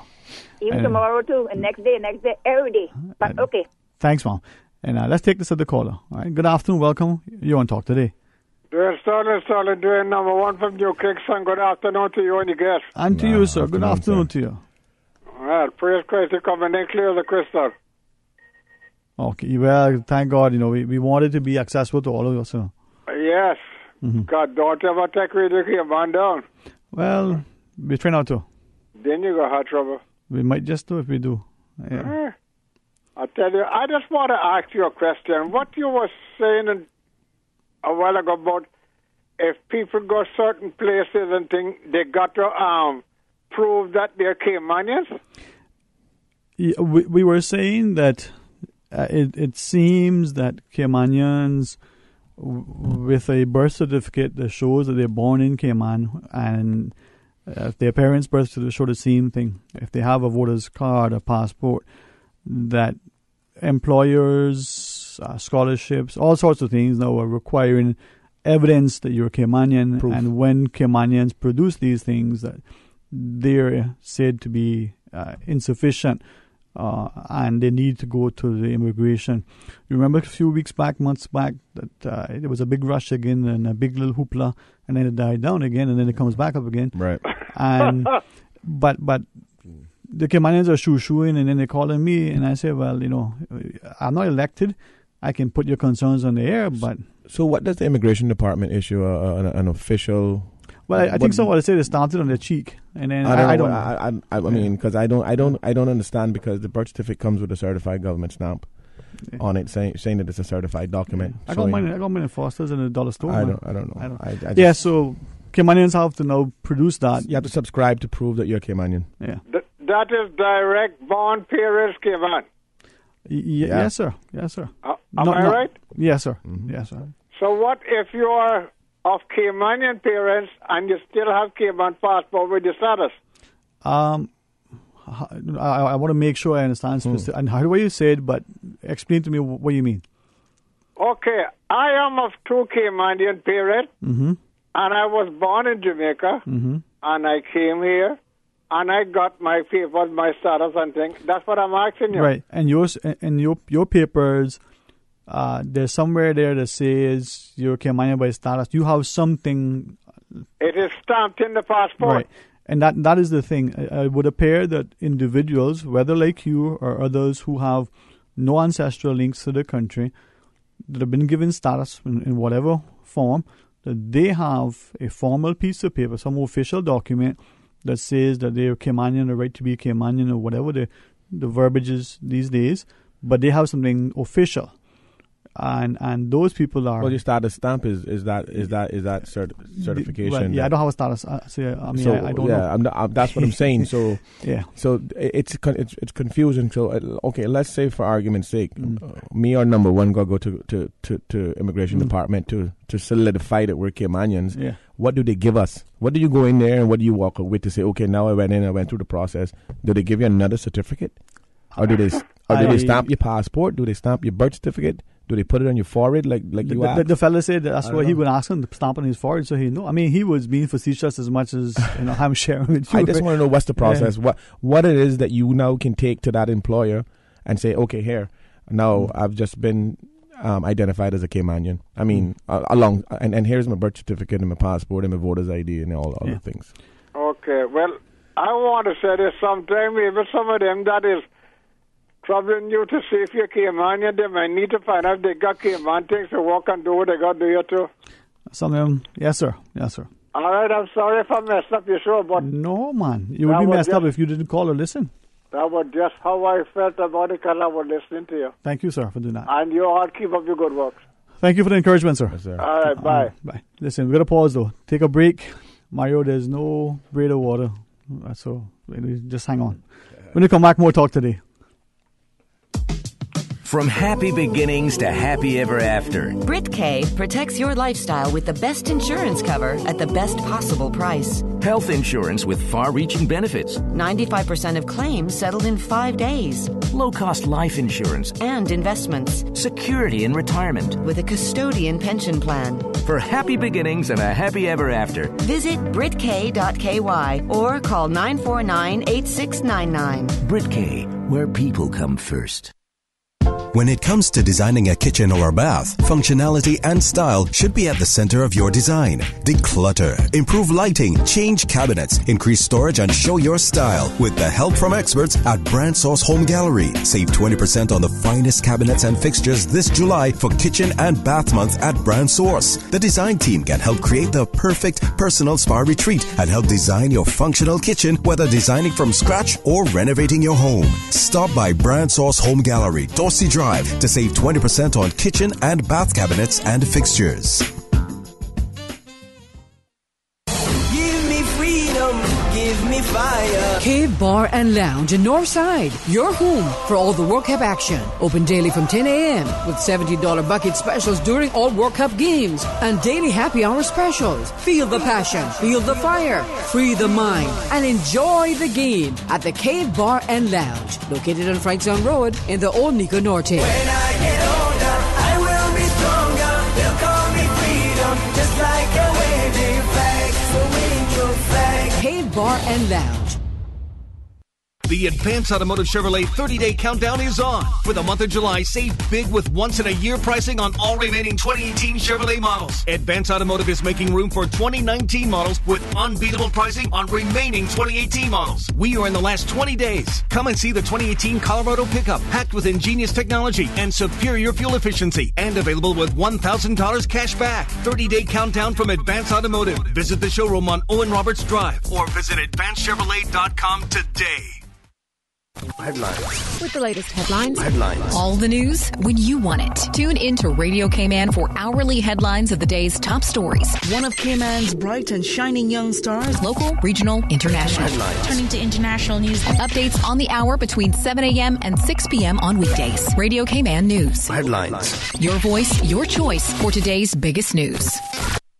Hon, what do you say we do a staycation this month? What? With all these bills, you really think we could find money to do that? Well, you obviously haven't seen that CUC bill this month. Do I ever want to? You think that cleaning the AC filter, setting the thermostat, timing the water heater, and resealing the windows and doors was for nothing or what? Be it's going on a staycation, honey. CUC, you've got the power, CUC.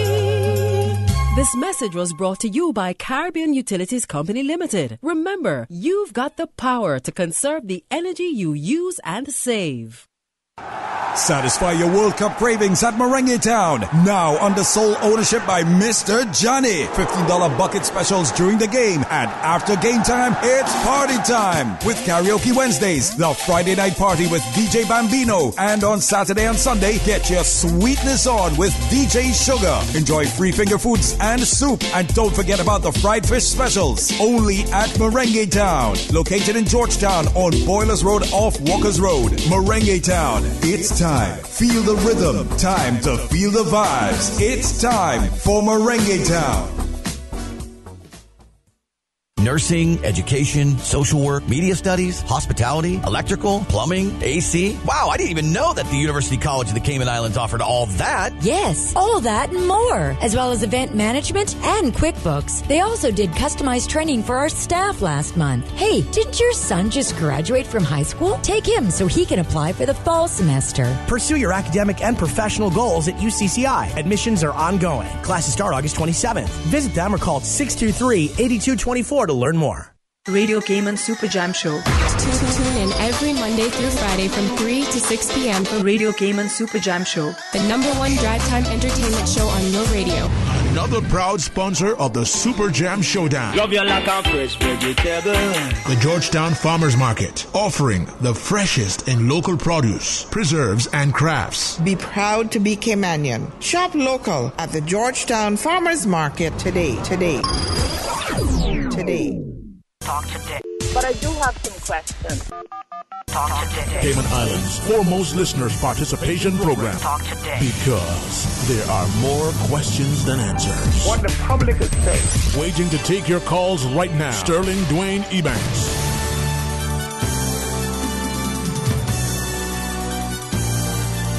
Hey, good afternoon. Welcome back to Talk Today. Mario Rankin sits with me, man. Thanks for the company. Mario, we got a number of callers online, some voice notes, WhatsApps, and all sorts of things to share. With great respect to everybody else, let's do the calls first. Go to the phones. Good afternoon. Welcome. You're on Talk Today. Yes, good afternoon. Is there anything good you have to tell Caymanians? Sorry, they got to prove that they're Caymanians. Well, these politicians need to wake up and realize that it's Caymanians that voted them in, and it's the rich foreign investors that they're looking out for and not looking out for us, in my opinion. Well, I mean, if you we can't even get our passports in Cayman anymore. You can't get a U.S. visa in Cayman anymore, or send it overseas through the passport office. You got to spend money to go to Jamaica to risk your life and everything else. All they're doing is we're progressing backwards, Caymanians, not forward. We're being pushed down the drain. Every day you turn around, it's something new, some foolishness they're coming up with. They can amend the law to accommodate this foreigner and that foreigner with their husband and boyfriend is the same sex, and one is the husband, the other one is the wife, and all. So I'm look like men to me. So I don't know how they can amend laws for them and can't do something for us. Yes, ma'am. It's like that old boardwalk that they're wasting money on building up South Sound. Who they building that for? They're not building that for Caymanians. They're only pushing Caymanians out from going to park there and walk there like how they used to walk before the road up. That was much nicer to walk on than that piece of foolishness. I see them building up there. And then when it comes to Smith Back there, we were invited to the meeting to give our input of what we thought we should be. And just because I brought up about we need to do something for the senior citizens and disabled people and children and stuff like that. And my God, you can't put down a mat, the roll-on mat. That wouldn't suit the cove and that's not a permanent structure. That is something that you just roll out when people need it and roll it back up when they finish using it. It's nothing wrong with it. It's not unsightly, but then a bunch of cabanas that they wanted to put on it certainly wouldn't suit the cove. You know, really, and through this, and then tell you can go to 7 Mile Beach. That's not that far. Well, you know what they need doing? They need to get 7 Mile Beach back for us. Because Dad took that away, him and everybody else. That shouldn't even be there. So they need to get another beach for us and leave us alone to Smith Back there, how it is. Nothing wrong with it, how it is. But they need to have that mat for disabled people who want to go in the sea and need to be wheeled down there in a wheelchair because you cannot wheel them down there in the sand. Yes, you can hardly walk in that sometimes yourself, much less. True. Anyway, Accessibility. I'm really fed up. Right. Thank you, Mom. Thank you for sharing listening. Have a wonderful afternoon. Let's take another caller. Good afternoon. You're on Talk Today. Good afternoon. afternoon, Dwayne. How are you and Mr. Mario? Good afternoon, ma'am. Afternoon, Mom. Very blessed and thankful, Mom. Pray the same for you. Okay. I'm glad to hear Mario on again because he really does make sense. Yeah, he told me he would bring in chocolate, but he hasn't. Anyway. He didn't? No. Oh. I called him out. Mario, he likes Swiss chocolate. Next week, man. Next week, okay. I just made a mental note. Okay, good. I'll call in to find out if you brought it. You know. I mean, I'm definitely bringing it out. Okay, I agree with that last caller. 100%, 110%. I agree to that. Now, those mats were not bought by government. They were bought by Rotary Central, Grand Cayman. Now, another thing. Rotary Central usually take off some young people mostly from government schools, high school, and the Clifton Hunter, to what you call a world seminar, which my husband, Peter Schmidt, this is several trips he has made chaperoning these. He said they're very intelligent young people. Yet you don't hear anything about it, not even from Rotary Central, which is very, very educational for them. They can tell you, yes, themselves. Sometimes I wonder if Rotary Central, which Peter is in it, if they would advertise, not advertise, but show what they do for the public, not just talk about themselves and which thing they can do next and which party they can have next or whatever. I'm not talking bad about them because my husband is in it, but this was an educational thing that they should be talking about. Yeah, we've had them on, and I agree with you. There's probably more that the public could be, aware of. But we've had some of the Rotarians and some of the students on, over the years. Not every year that they've attended, but every now and again. I've made a note now to reach out to one or two of the Rotarians that I know, and maybe see how we can do something. Well, you got to reach out to Peter because he's the one that chaperones them, not anybody else. Yeah. So Peter. Okay. Well. But he's I'll not do on that. island right now. He just come back with those young kids. Not well, teenagers. I shouldn't be calling them kids. Well, he told me they're very intelligent, they're very polite, and their parents taught them something in life. But what I want to get at, Dwayne, is on Tuesday, the Department of Tourism and Airbnb had a... At the West End, huh? Yes. Yeah. It was very, very interesting from a tourism point of view and knowing that Cayman deal with tourism. What shocked me is to learn that we have thousands of rental rooms, rental apartments, condos, hotels, stuff like that. But they only have 2 inspectors for those rooms. Yet, retired people that were in tourism could do that job. I'm wondering, why don't the government hire them? Why I'm saying this, Mr. Mario? Yes, ma'am. You might not know, and Dwayne might not know. There we have some people and some condo owners open up a whole barrel of stuff here. You know it. Some condo owners, like I said, calling no names of condos, that they clean, that they like Cayman, they love the people, blah, blah, blah. Now, they can come in here and spend or buy these condos for $2 and $3 and more millions of dollars. We can't. Yet, they advertise for themselves. Mm-hmm. They get people coming into those condos. I know because I was a condo manager in 2 complexes, and I knew what went on. And they rent these their places during the slow season. They collect the money, and then you don't know who these people is. They come to you and they say they need maid service. Who are you? Oh, we rented from. The owner but of... you're supposed to be friends. Yeah. They're the friends of owners. Mm-hmm. That's what the owners tell you. Mm-hmm. Now, not everyone do that. Some truly love Cayman. But there you go again. The government is ripped off. Then the maid don't get anything. She don't get her gratuity. Government's supposed to be getting 13% accommodation tax. Mm-hmm.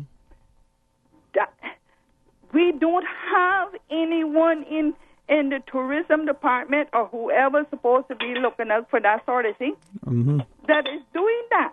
Why not hire the people?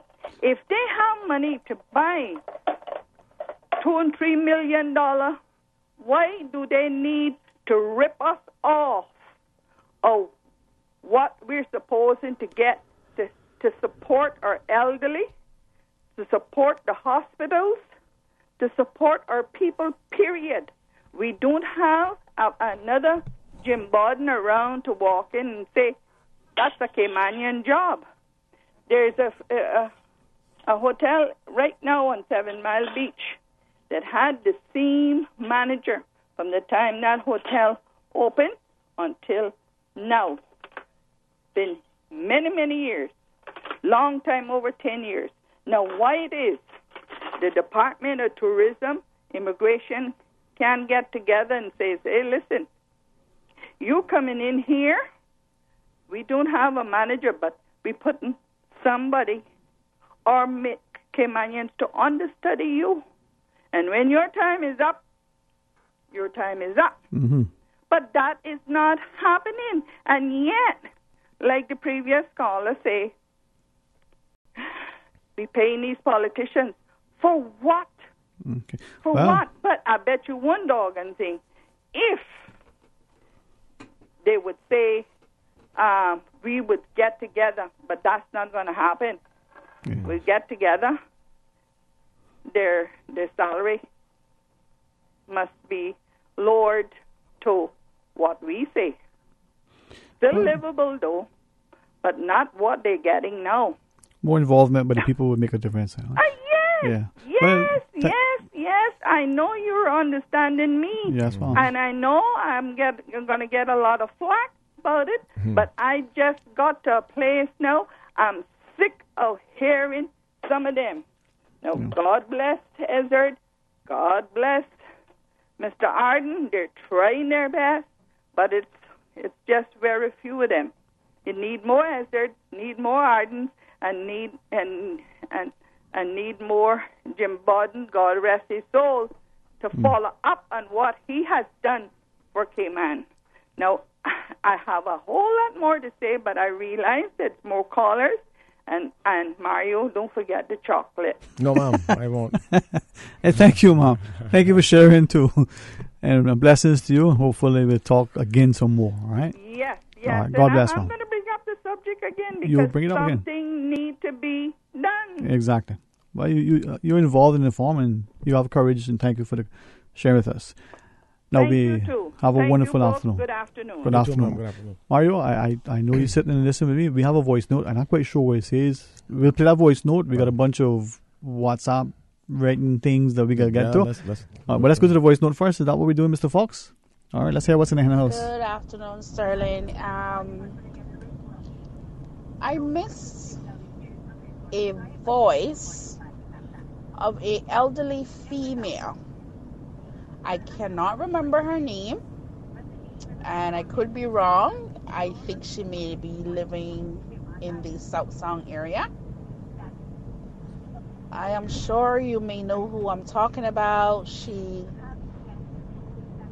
used to call me very regularly, both on Talk Today and for the record. How is she doing? She's such a humble and very knowledgeable elderly female Caymanian, and I miss her. Just want to know how she's doing, and if you could remind me of her name, I would appreciate that as well. Thank you. All right, thanks very much. And as you were speaking earlier, people always, Radio Cayman in particular, a medium to, so someone out there knows exactly who she is referring to, and maybe some of us would be encouraged to just inquire. Yeah, I think that might be Miss Georgette you're talking about. I'm pretty sure that's who she's talking about. The inference is there indeed. No, we got to take the news, right? Okay, Mari, you got stuff to share? You got more time? Yeah, no, I mean, we got to go to the news. We go to the news, we got to the WhatsApps and the other things to share, and then you got comments and I got stuff. Yeah. All right, well, we can do that. Stay tuned, please, to Talk Today. Give me freedom, give me fire. Cave Bar and Lounge in Northside, your home for all the World Cup action. Open daily from 10 a.m. with $70 bucket specials during all World Cup games and daily happy hour specials. Feel the passion, feel the fire, free the mind, and enjoy the game at the Cave Bar and Lounge, located on Frankstown Road in the Old Nico Norte. When I get older, I will be stronger. They'll call me freedom, just like a waving flag. So wave your flag. Cave Bar and Lounge. The Cayman Contractors Association would like to urge all contractors to register for the Builders Law by completing the application process. The application is online at www.planning.gov.ky, or the form can be collected from the Planning Department. Do not miss the July 31st deadline and be unable to pull a permit for your job. Ensure your company is licensed, as the public wants to hire licensed contractors. Join the Cayman Contractors Association and stay current on code courses, training, and industry news. The Cayman Contractors Association, building a better Cayman. Kia Soul passes it to Kia Sportage. Sportage makes a stylish move over to the sleek Optima. Optima then flicks it across to the 7-seat Sorrento. Sorrento heads it. Goal! Kia! It's time to score with the entire 2018 Kia lineup at GT Motors. Get up to $3,000 cash back. The first 50 customers will score a World Cup replica football and mascot. Hurry, it's the best thing that's happened to car buyers all year. The 2018 Kia clearance sale, only at GT Motors on Godfrey Nixon Way. Kia, driving football fever. Nursing, education, social work, media studies, hospitality, electrical, plumbing, AC. Wow, I didn't even know that the University College of the Cayman Islands offered all that. Yes, all that and more, as well as event management and QuickBooks. They also did customized training for our staff last month. Hey, didn't your son just graduate from high school? Take him so he can apply for the fall semester. Pursue your academic and professional goals at UCCI. Admissions are ongoing. Classes start August 27th. Visit them or call 623-8224 to learn more.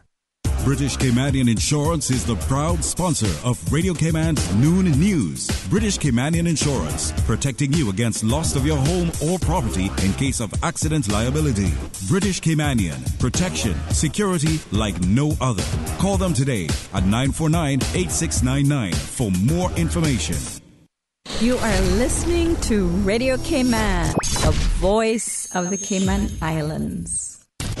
Radio Cayman. Radio Cayman's newsroom. Headline. These are the biggest stories right now. Two highly experienced civil service leaders have been temporarily appointed to fill senior positions at the Department of Environmental Health, DEH. Director of the Department of Vehicle and Equipment Services, Richard Sims, and the manager of the Public Works Department's Recreation Parks and Cemeteries Unit, Mark Bothwell, have been seconded to the DEH for a period expected to run between 3 to 6 months. Good afternoon, I'm Dion Anglin with your headlines. In news elsewhere, Italy's Interior Minister Matteo Salvini has accused some migrants of hijacking the ship that rescued them off the Libyan coast.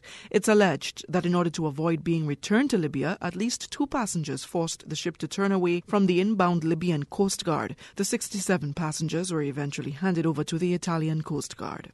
Syrian government forces are retaking control of the rebel-held part of Daraa, the birthplace of the revolt against President Bashar al-Assad. Troops, accompanied by Russian military police, entered the area and raised the national flag, state media reported. Rebels have been reportedly agreed to surrender in return of an amnesty or safe passage to the rebel-held north. And Kenyans have reacted furiously to the news that 20 MPs have travelled to watch the World Cup at the taxpayers' expense. They are watching 4 games, including the final, in a 2-week trip to Russia, estimated to be costing hundreds of thousands of US dollars. The MPs caught the attention of Kenyans when they posted selfies in a stadium.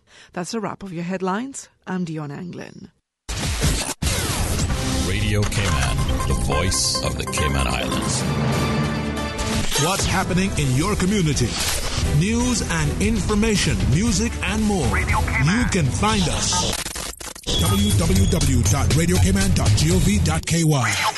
Like us on Facebook and follow us on Twitter. Radio Cayman is your choice, your voice for today's biggest news. Radio Cayman.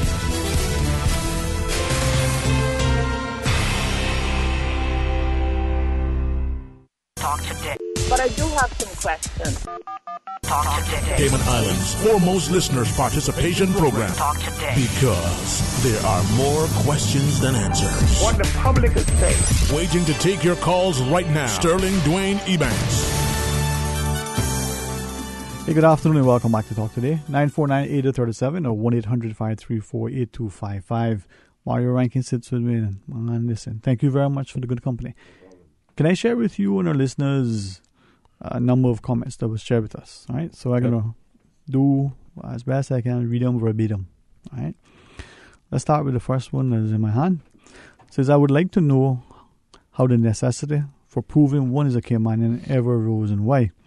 Did it arise from the Immigration Department or the Nationality Act? Or did it arise as a backlash from the private sector on those who acquired Caymanian status and those seeking status/residence to keep Caymanians out of the workforce and make us all stateless?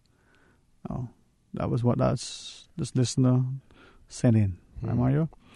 Well, interesting point. Hey, you know, people thinking and talking, and if they share it and say that we can share it.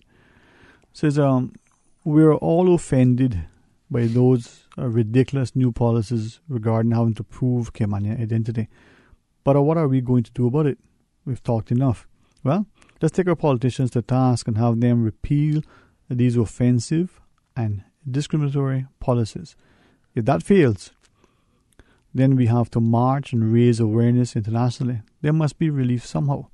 We are passive people, and that passivity is becoming our detriment. Mm-hmm. So unfortunately, over the years, our meekness has become perceived as a weakness, and that misperception needs to be corrected, hopefully, by non-violent means. All right. Let me read one or two more. Maybe just one more for now, Mario? No, yeah, read them. Okay, all right. Get them out. Yep. People take time to type, you got to take time to read it, right? Agreed. This person says, first off, typing so ain't a bad grammar, whatever. Please forgive me. I know what it's like. These phones are smart, so smart that they tell you what to say. They type what they want. And predictive text is what it's called. Yeah, I wrote one day one word and then changed and said, that's not what I said it was. It says, the real policy influencers are those who are invited to review draft legislation and who have the opportunity to incorporate their views in the final legislation. These policy influencers include large associations who have a significant financial interest in Cayman. Yep. The associations include traditional Caymanians, but traditional Caymanians don't speak with a loud enough voice, or they are in such small numbers that they have immaterial impact. In other cases, traditional Caymanians are unaware or do not understand the impact or the details of the legislation, right? This is further complicated by Caymanians who don't identify with being Caymanian. They only identify with the background of their non-Caymanian parent. For these reasons, you will not find much forward benefit to benefit traditional Caymanians or address their issues. Instead, new policies designed to secure large financial interests, which very few locals would ever benefit from or see. If Caymanians don't make their voices heard collectively, this practice will continue until all traditional Caymanians are replaced. Now, I can only imagine that this isn't sent from the same source, but there's a common thread. Right, it is. Yeah, and it's very it's very alarming when you have legislation that had presumably passed the fingertips of our legislators, and everybody must have formalized an opinion based on what the final draft would look like, and what are the the repercussions of every single element of that piece of legislation in terms of how it would affect the people. Not only today but down Going the forward. road. Yeah. Right. And All right, let's join us for someone to call us. Yeah. All right.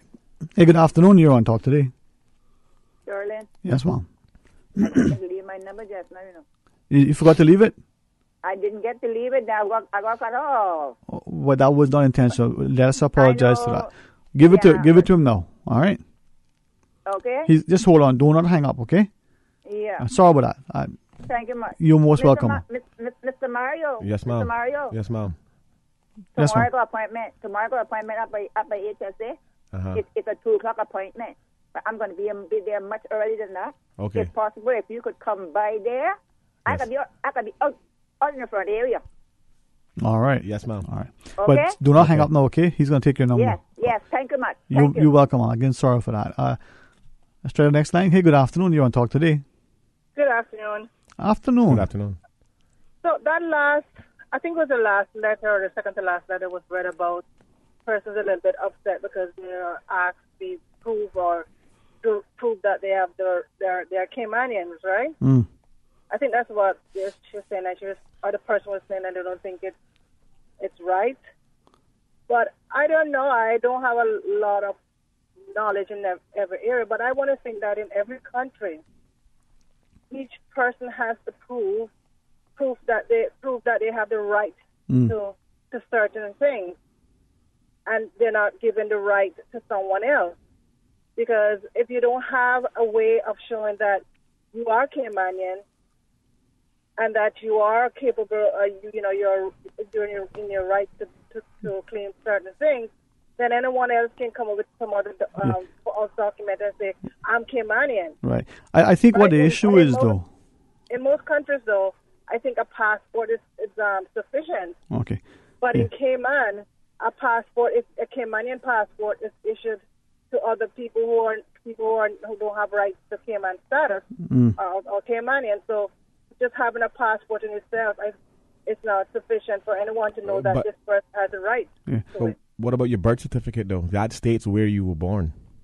It does, but in Cayman, having a birth certificate doesn't mean that you're a Caymanian. Okay. Well, it should. What do you have? And that needs to be. That's probably what needs to be changed, because you know that there are people here who are born here who are not Caymanian. Yeah. But so, can I ask, what do you have? What do I have to show that I'm Caymanian? But obviously, I have Caymanian status, and I have a stamp in my passport that say that I have the right. Okay, so the issue. Thanks for sharing that. The reason why I was asking, what do you have to prove? Yeah. The reason why I'm asking is that we have Caymanians, and I put myself in this category only because I wanted it to be as transparent as possible, and right. So Caymanians, right, who don't have the stamp in their passport because they require a true status and have shared that they have a passport, they have a birth certificate that says they're born in Cayman, they have a voter's ID, and I don't think I've heard of a third piece of official document who said that those things individually or collectively are insufficient to satisfy whether it's a government agency or private sector employer, border control. Yeah, anybody that they're Caymanian. Right. I would think that a voter's ID would be sufficient, because how you get a voter's ID is meeting certain criteria, and one of them is that you're Caymanian. People whether think you're so. born or by status. Right. But that's what it is. You can't be registered to vote unless you have the right to call yourself a Caymanian citizen. Presumably, right? So this is why Caymanians have been sharing that they feel insulted, offended, because they have nothing to show. The thing is. But wait a minute, because I didn't get out because I'm on my way to work. The thing is, that's not the process. Where the process went wrong is by issuing Caymanian passports to people for various reasons. Yeah. They should only issue Caymanian passports to people who have the right to call themselves Caymanian. Exactly. But let me ask now, right? Then once you show your passport, everybody will know that you're Caymanian. Okay, so before you go, Mario, sorry, I didn't mean to interject. You were no, going to say I just wanted to point out that you have to prove that you're a Caymanian to get a voter's ID card. Mm-hmm. So you've done that process. Once you have a voter's ID card, then you already passed the process of proving being a Caymanian. That's all I'm saying. Exactly, that's what I'm saying. Yes, I agree with you. I agree that having a voter's ID should be sufficient. But let me ask the question then. Let me ask the question. Right? And this is not to offend anybody, if they want to take offense, right? Are we then saying, and I think logic would dictate that this is a reasonable question, that if we're not willing or able to accept the voter's ID, are we then saying that there's something inherently flawed in that system, in that there are people with a voter's ID card who we're not sure are eligible to receive that card in the first place? No, I would say there's something wrong with the person's understanding. Well, let's go. Let me give you two other examples, right? And I'm not going to make it difficult for the second one. Yeah. There have been a number of people, and I'm going to use the word Caymanian, right, who have gone to banks. And the banks have said they need two forms of official identification. Your passport and your driver's license presumably have been sufficient. I only know of two instances recently. I've heard a couple in the past, but I remember two specifically. They're at the bank. The bank has said, we need you to do something, but we need two pieces of ID. The person said, well, stop taking the passport around with me because I'm able to lose it and so on, right? And digs around in a handbag, wallet, whatever, and finds, here's the driver's license and my voter's ID card. Presumably, the bank looks at the driver's license and said, yep, that's good, but the voter's ID. In one instance, the lady said, the little, I wouldn't want to repeat back what she called the little boy, slid the card back to her, right? And said, you can throw a piece of trash in the garbage because that's worthless, right? Well, that person needs to be educated. Well, no, that person needs to be slapped upside the head, but that's just my opinion. Well, I know if that would educate them, yes, go ahead. No, it wouldn't, right? I'm only glad that it wasn't me or any of my family and I wasn't there. Because when you insult an elderly person, I find that to be highly offensive, right? But let's go back to the other instance. So, a Caymanian, right, unlike, like you said, you and others who have in your possession, whether in your passport or a letter or something from immigration, I presume, a stamp that says your Cayman status, right to be Caymanian, whatever the wording is.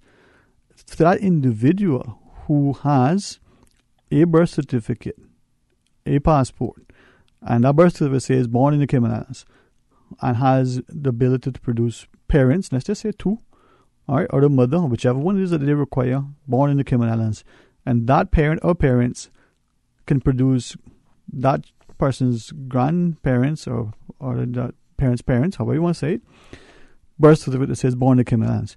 Now, what more do you need to show that you're Caymanian? And what are you going to do for those people? Okay, you want to do that, you want to go through that route, maybe if you're going to the courts to prove that you're Caymanian. For what? Go to the courts for what? But what I'm trying to say, why would you want to every time that you need to prove that you're Caymanian, you have to go around and gather up all of this information? But that's the point. What are we doing? You shouldn't need that. So what are we going to do? Like, they have to have a national ID of some sort. And if the driver's license or the voter's ID is not sufficient, but voter's ID only cover people who are of a certain age. Right. So, like I said, it's already gone back to where not anybody, but various individuals can have the right to Cayman passport. Yeah. So that can't be used. Yeah. And we also know that people who are born in the Cayman Islands are not always identified as Caymanian, so that can't be used in its entirety either. Okay, so but we understand. That can be used with the voter's ID, but it needs something else that's going to include. But what are we going to do now, right? Because as you said, the voter's ID will only cover those who are 18 and over and who are now registered to vote. Right, but all we got to do is, and my opinion is this: look. All we have to do is the same process that you got to go through to attain a voter's ID card is the same process you should have to go through to attain a citizen identification card. Oh, yes, a national ID. A national ID, and that's all. And that's all it should be. And that's all it is. And that ID should be issued by the same office of the election office. So therefore, when those individuals get at the age of 18, they can then become registered voters and then get their voter's ID card. That's all there is to it. Simple. But are we going to address it now for them? Because it's going to affect many of us. I got to go now. That's better. Right. All right. Anything else? Okay. Nothing else. Thanks very much. Let's take one more call. Welcome. You're on Talk Today. Hello. Good afternoon. Good afternoon. Hi. Good afternoon again. Yes. So Mario. Mm-hmm. I saw a little clip of the meeting they had up in South Sun in regards to the back of there, which we know it as, and they were talking about the handicap match and so forth. You know, we are known for tourism. We have our own local temples raised up on the beach. We do have handicaps on the island, disabled on the island, whatever you want to call it. And the few beaches that we can really access to, what is so wrong with all of them having a wheelchair mat at them? And I want to know, are they rolled up by the end of the day and put back out every morning? Who's the watchdog for these mats? I'll just leave you all with that. Thank you. Okay, thanks very much. Yeah, I mean, when it comes to the beach, I mean, it really strikes a chord with me. I mean, obviously, I don't appreciate, for one, them putting foreign sand on our beach, and that being the only area in the whole 7 Mile Beach that they chose to put it. They didn't put it behind the Kempton. We know that. And secondly, the same public beach that we, all the locals and the individuals who work here and reside in Cayman, that is the only public beach in Cayman of that magnitude on that side of the island. But outside of the one you have in West Bay at the junction of Norwest Point, you know, and the tourists come off the ships, they go there, so the beaches are all filled with beach chairs and everything else. So the reality is that if we're gonna have public access, and if we are gonna go through an extensive upgrade of the Smith Cove area, a beach in which I grew up going to, I think that they should have every facet covered, including the handicapped individuals. They should have the mats. They should have everything. I mean, no sense in going and spending, I think it was $500,000 I heard that they're going to do. They're going to spend to do the parking lot and all of the enhancements under the trees and the brushes and all that. I think they need to have a handicap area where individuals, if somebody got to roll it out every morning and roll it up every afternoon, so be it. You know, I've seen this island waste money on crazier things. So, and you know, at the end of the day, I'm sure that a lot of these elderly people and those individuals who are, you know, stricken to a wheelchair would love to get in the water at some point, and would probably do it more often if they had accessibility. You know, I mean, Smith Cove is a place where a lot of people go. All demographics go there. So if you're going to upgrade it, just do it right. You know, no sense of doing it and then have to keep adding to it. You know, 2 years later we got to put something in when you could just do it one time and done. All right. Well, let's pause, take our final break. When we come back, we'll talk today. We're building resilience one pipeline at a time. For the past 35 years, the Water Authority has been working to build a reliable piped water distribution network to better serve you in both fair and stormy weather. Visit our website or follow us on social media for useful hurricane preparedness tips and important updates in the case of an extreme weather event. This hurricane preparedness tip is brought to you by Water Authority Cayman, suppliers of the world's most popular drink. Is this thing working? Give me some sound over here. Every Monday through Friday from 3 to 6 p.m., Radio Cayman's Super Jam Show, the #1 drive time entertainment show for your radio, featuring Will Sinatra. Now, sound is everything. Enjoy a mix of pop, hip-hop, reggae, and calypso, and an entertainment trivia section. The Super Jam Show is fueled by the proud sponsorship of the Cayman Islands Football Association. CIFA, building a better future for Cayman football. The Council of the Justices of the Peace Association is pleased to advise the public that general document signing services will be provided 3 days a week in front of the lobby of the Government Administration Building, starting July 16 on Mondays, Wednesdays, and Fridays between the hours of 9 a.m. and 12 noon. The following services will be provided by volunteer justices: witnessing a signature on an authentic document, certifying a document as a true copy of the original once the original has been provided, witnessing a signature and completing the portion on a Cayman Islands or British passport application, including acknowledging that the photo provided is a true likeness. Please note, a JP must have known the passport applicant for no less than 2 years before signing the application. Identification cards must be presented, and persons seeking the services of the justices must ensure that proper attire is worn when visiting the Government Administration Building. Do you know that conditions may change suddenly in an emergency and you may have to leave at a moment's notice? When a hurricane threatens, you should have a grab-and-go survival kit. This kit should include your personal identification and other vital documents, which should be sealed in a watertight pouch or container. For more tips and information, visit the Hazard Management Cayman Islands office or caymanprepared.ky. This hurricane tip is brought to you by Hazard Management Cayman Islands and Radio Cayman 89.9 FM. Talk today. But I do have some questions. Talk today. Cayman Islands' foremost listeners' participation program. Talk today. Because there are more questions than answers. What the public is saying. Waiting to take your calls right now. Sterling Dwayne Ebankst. Hey, good afternoon. Welcome back to Talk Today. 949-8037 or toll free with the compliments of Flow at 1-800-534-8255. Of course, WhatsApp 925-3261. A couple of people, what do young people say? They've been blowing it up? Or did not say that anymore, Mario? I don't know what they say. Mario Rankin sits with us. I think there's a couple of WhatsApps, voice notes, something sitting somewhere. We'll see where that is. But Mario, your company always engenders great conversation, encourages the callers, gives them courage and conviction to come and share their thoughts. So thanks for being a part of today's contribution. No, hey, listen. Always a pleasure, and I give thanks every time I get the opportunity to come on. And unfortunately, sometimes you have, a couple of little hiccups in the road, but it's all good. That's what we strive for. Nothing worth having without having a little fight to get it. So, I just when we talk about these particular issues that we had today, I understand the necessity of a national ID. I think we should have one. But I just think there are a lot easier ways to go about it and uncomplicated ways. And it seems like the government can't do anything that's simple or Mario, uncomplicated. I want guidance, right? Because this is not meant to be inflammatory. It is offensive. Right? Well, what I mean when I say that is that what I'm going to do, I'm going to go down to the immigration department. I'm going to say, hey, I'm a Caymanian. Here's my proof. Then they're going to give me a piece of paper, a letter, and then what I going to do? Staple that to my passport. Or staple that to my birth certificate and produce that whenever I'm asked the question.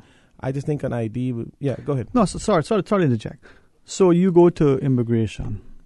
You go to the governor's office. Maybe they hire somebody and they put them in the post office or the library. It doesn't matter, right? Somebody with some designated authority with a seal, a stamp. Maybe it's a chip implant. I don't know. Maybe they mark it with red ink. Who knows what it is, right? But that person has to be given something to be able to verify that the person is now going to be Caymanian, right? So what is that person going to give them? A candy wrapper? I mean, the person will be producing some documentation, right? Right. This is exactly the issue. Right. Okay. So let's think about our children, for instance. Not just our ones who are less than 18, but our college grads, our younger people, for whatever reason, who are not yet on the voters list for whatever reason. You mean to say that the documents that they have, that birth certificate, if something is just wrong. I want to say something else, but sometimes they say maybe you should just hold your tongue. I haven't been inclined to do that. Some things are better left unsaid. Well, not this time, but anyway. Mr. Fox says we got a voice note. I don't know what it is. I want to hear it. Mr. Fox, play it now, man. Selector. Hi, Dwayne and Mario. Good afternoon. This is Patricia Bryan sending this message. I heard the topic for today, and I just wanted to touch on a situation that happened with me and my daughter on July the 4th, coming in to Grand Cayman from Tampa for summer vacation. My daughter's Cayman passport expired in April, I believe, and Cayman Airways advised us that she could travel in on her passport even though it was expired, but of course could not travel back out. So anyway, the same thing happened to me last year. I came in on an expired passport and had to renew it. But this year at the counter, we were held up because I was told they had to call Cayman Immigration to confirm that my daughter is a Caymanian citizen. And I questioned that. I really wasn't happy. She also has a U.S. passport, but we were coming in on a one-way ticket, and that was something that I wanted to get more clarification about because I was very upset. I'm a Caymanian, mother, father, my entire ancestry is Caymanian. My daughter was born here. She has a Caymanian passport, a Caymanian birth certificate, and I couldn't understand, and they couldn't explain to me at Cayman Airways counter in Tampa why we were being held up in order for the agents to call Cayman Immigration to confirm that my daughter was a Caymanian, even though they were holding her Caymanian passport in her hand. And it states that she's Caymanian by birth. So the topic for today kind of touched on this situation, so I wanted to share that with you guys to see if you had any feedback. All right. Thank you for sharing that voice note. Well, I can specifically speak from an immigration standpoint and the airlines, and I'll just say this: once you have an expired document, it's no longer valid. So that information that was on it. Now, don't get me wrong. No, I think that discretion should be used in certain cases, but I think because it was on the U.S. end of things, and that counter in the U.S., they have very strict and specific rules, and they could be fined or they could be put in serious trouble.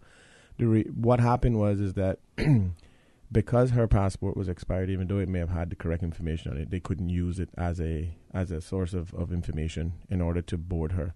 Because if it was a situation which I still don't understand why they couldn't board her with her U.S. passport. Because if that was valid, she should have been able to come. Well, I get it. She said it was a one-way ticket.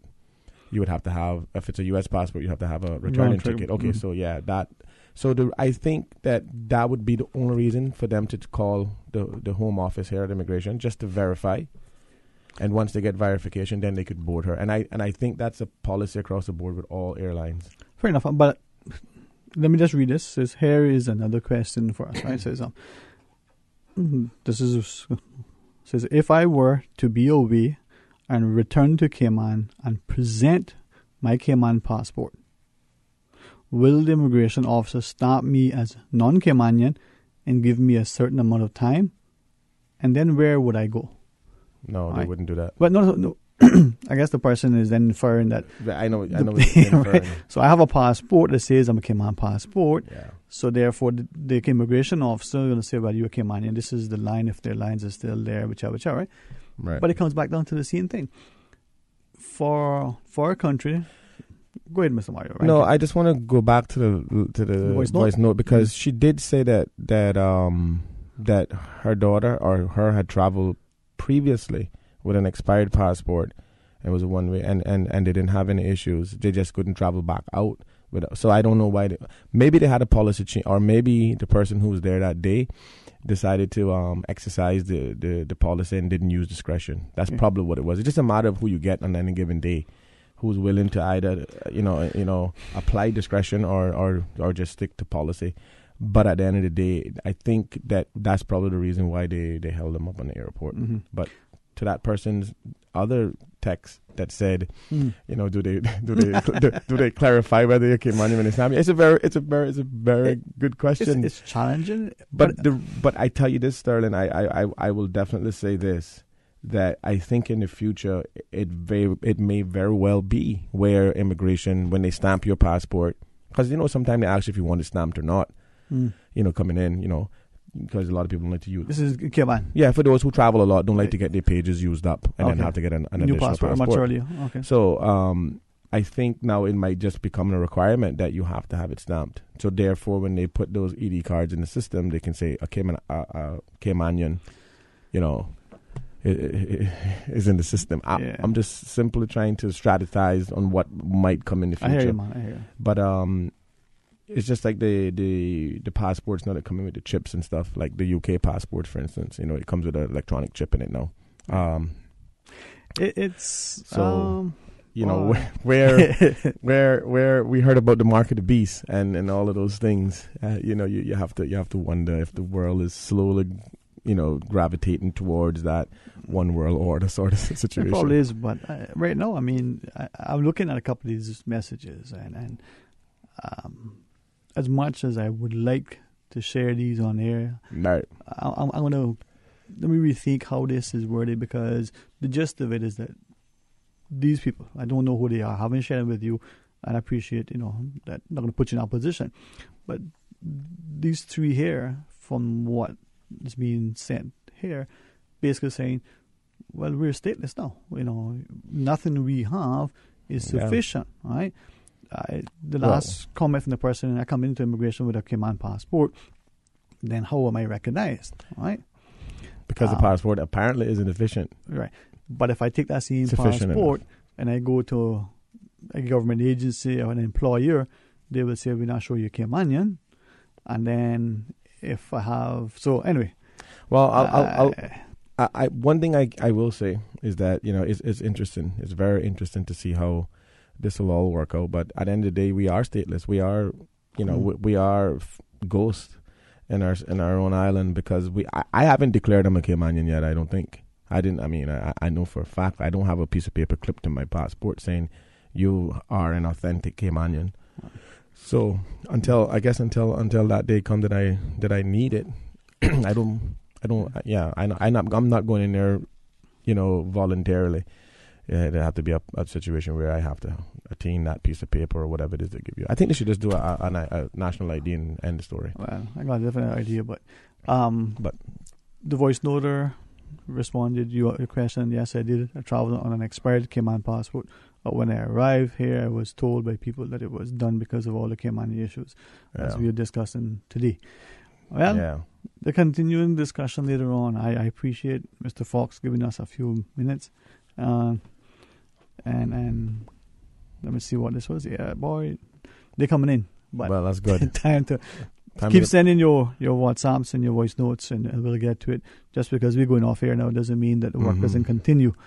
It's got to fit, But Mario, thank you, Mario Rankin, for sharing that with us, right? I sincerely appreciate the opportunities that you give me to come on this radio station and share my point of views and talk about the issues. And I just want to say to the very first caller that he and I had a discussion. At the end of the day, I don't hold no malice against nobody. I don't hold no resentment. The reality is that, the minute that we having a constructive conversation, and because you don't agree with what my comments are, there's no need for Caymanians then to turn cannabis and start tearing down one another. That's the problem we have in our society now, is that whenever we can't force somebody to believe what we believe, then we start to tear them down and try to belittle them. But at the end of the day, to each his own. He can say whatever he wants, and anybody can have their own opinion of who I am and what I'm about. Mm-hmm. But I think that the actions that I have taken in the last 20 years of my life speaks for themselves, and I don't need to prove anything to anybody. So at the end of the day, Radio Cayman has always given me an opportunity to come here, and I'm sincerely, appreciative of that, and I got a lot of gratitude for having this opportunity. Well, I'm gonna take a little job with MLA Saunders. Thanks for sending his de facto go citizen. Mario Rankin, thanks for slipping in, and thanks for MLA Chris Saunders for facilitating that. To our listeners, tomorrow's another day. Let's make it productive. Let's give thanks for today, and let's pray that we are indeed a part of it. And if we can make it constructive and positive, hey, you're going to make it better. Join Mr. Art Carter tomorrow morning, please, for the record, and then come back for Talk Today right after the midday news and midday meditation. And until then, be blessed.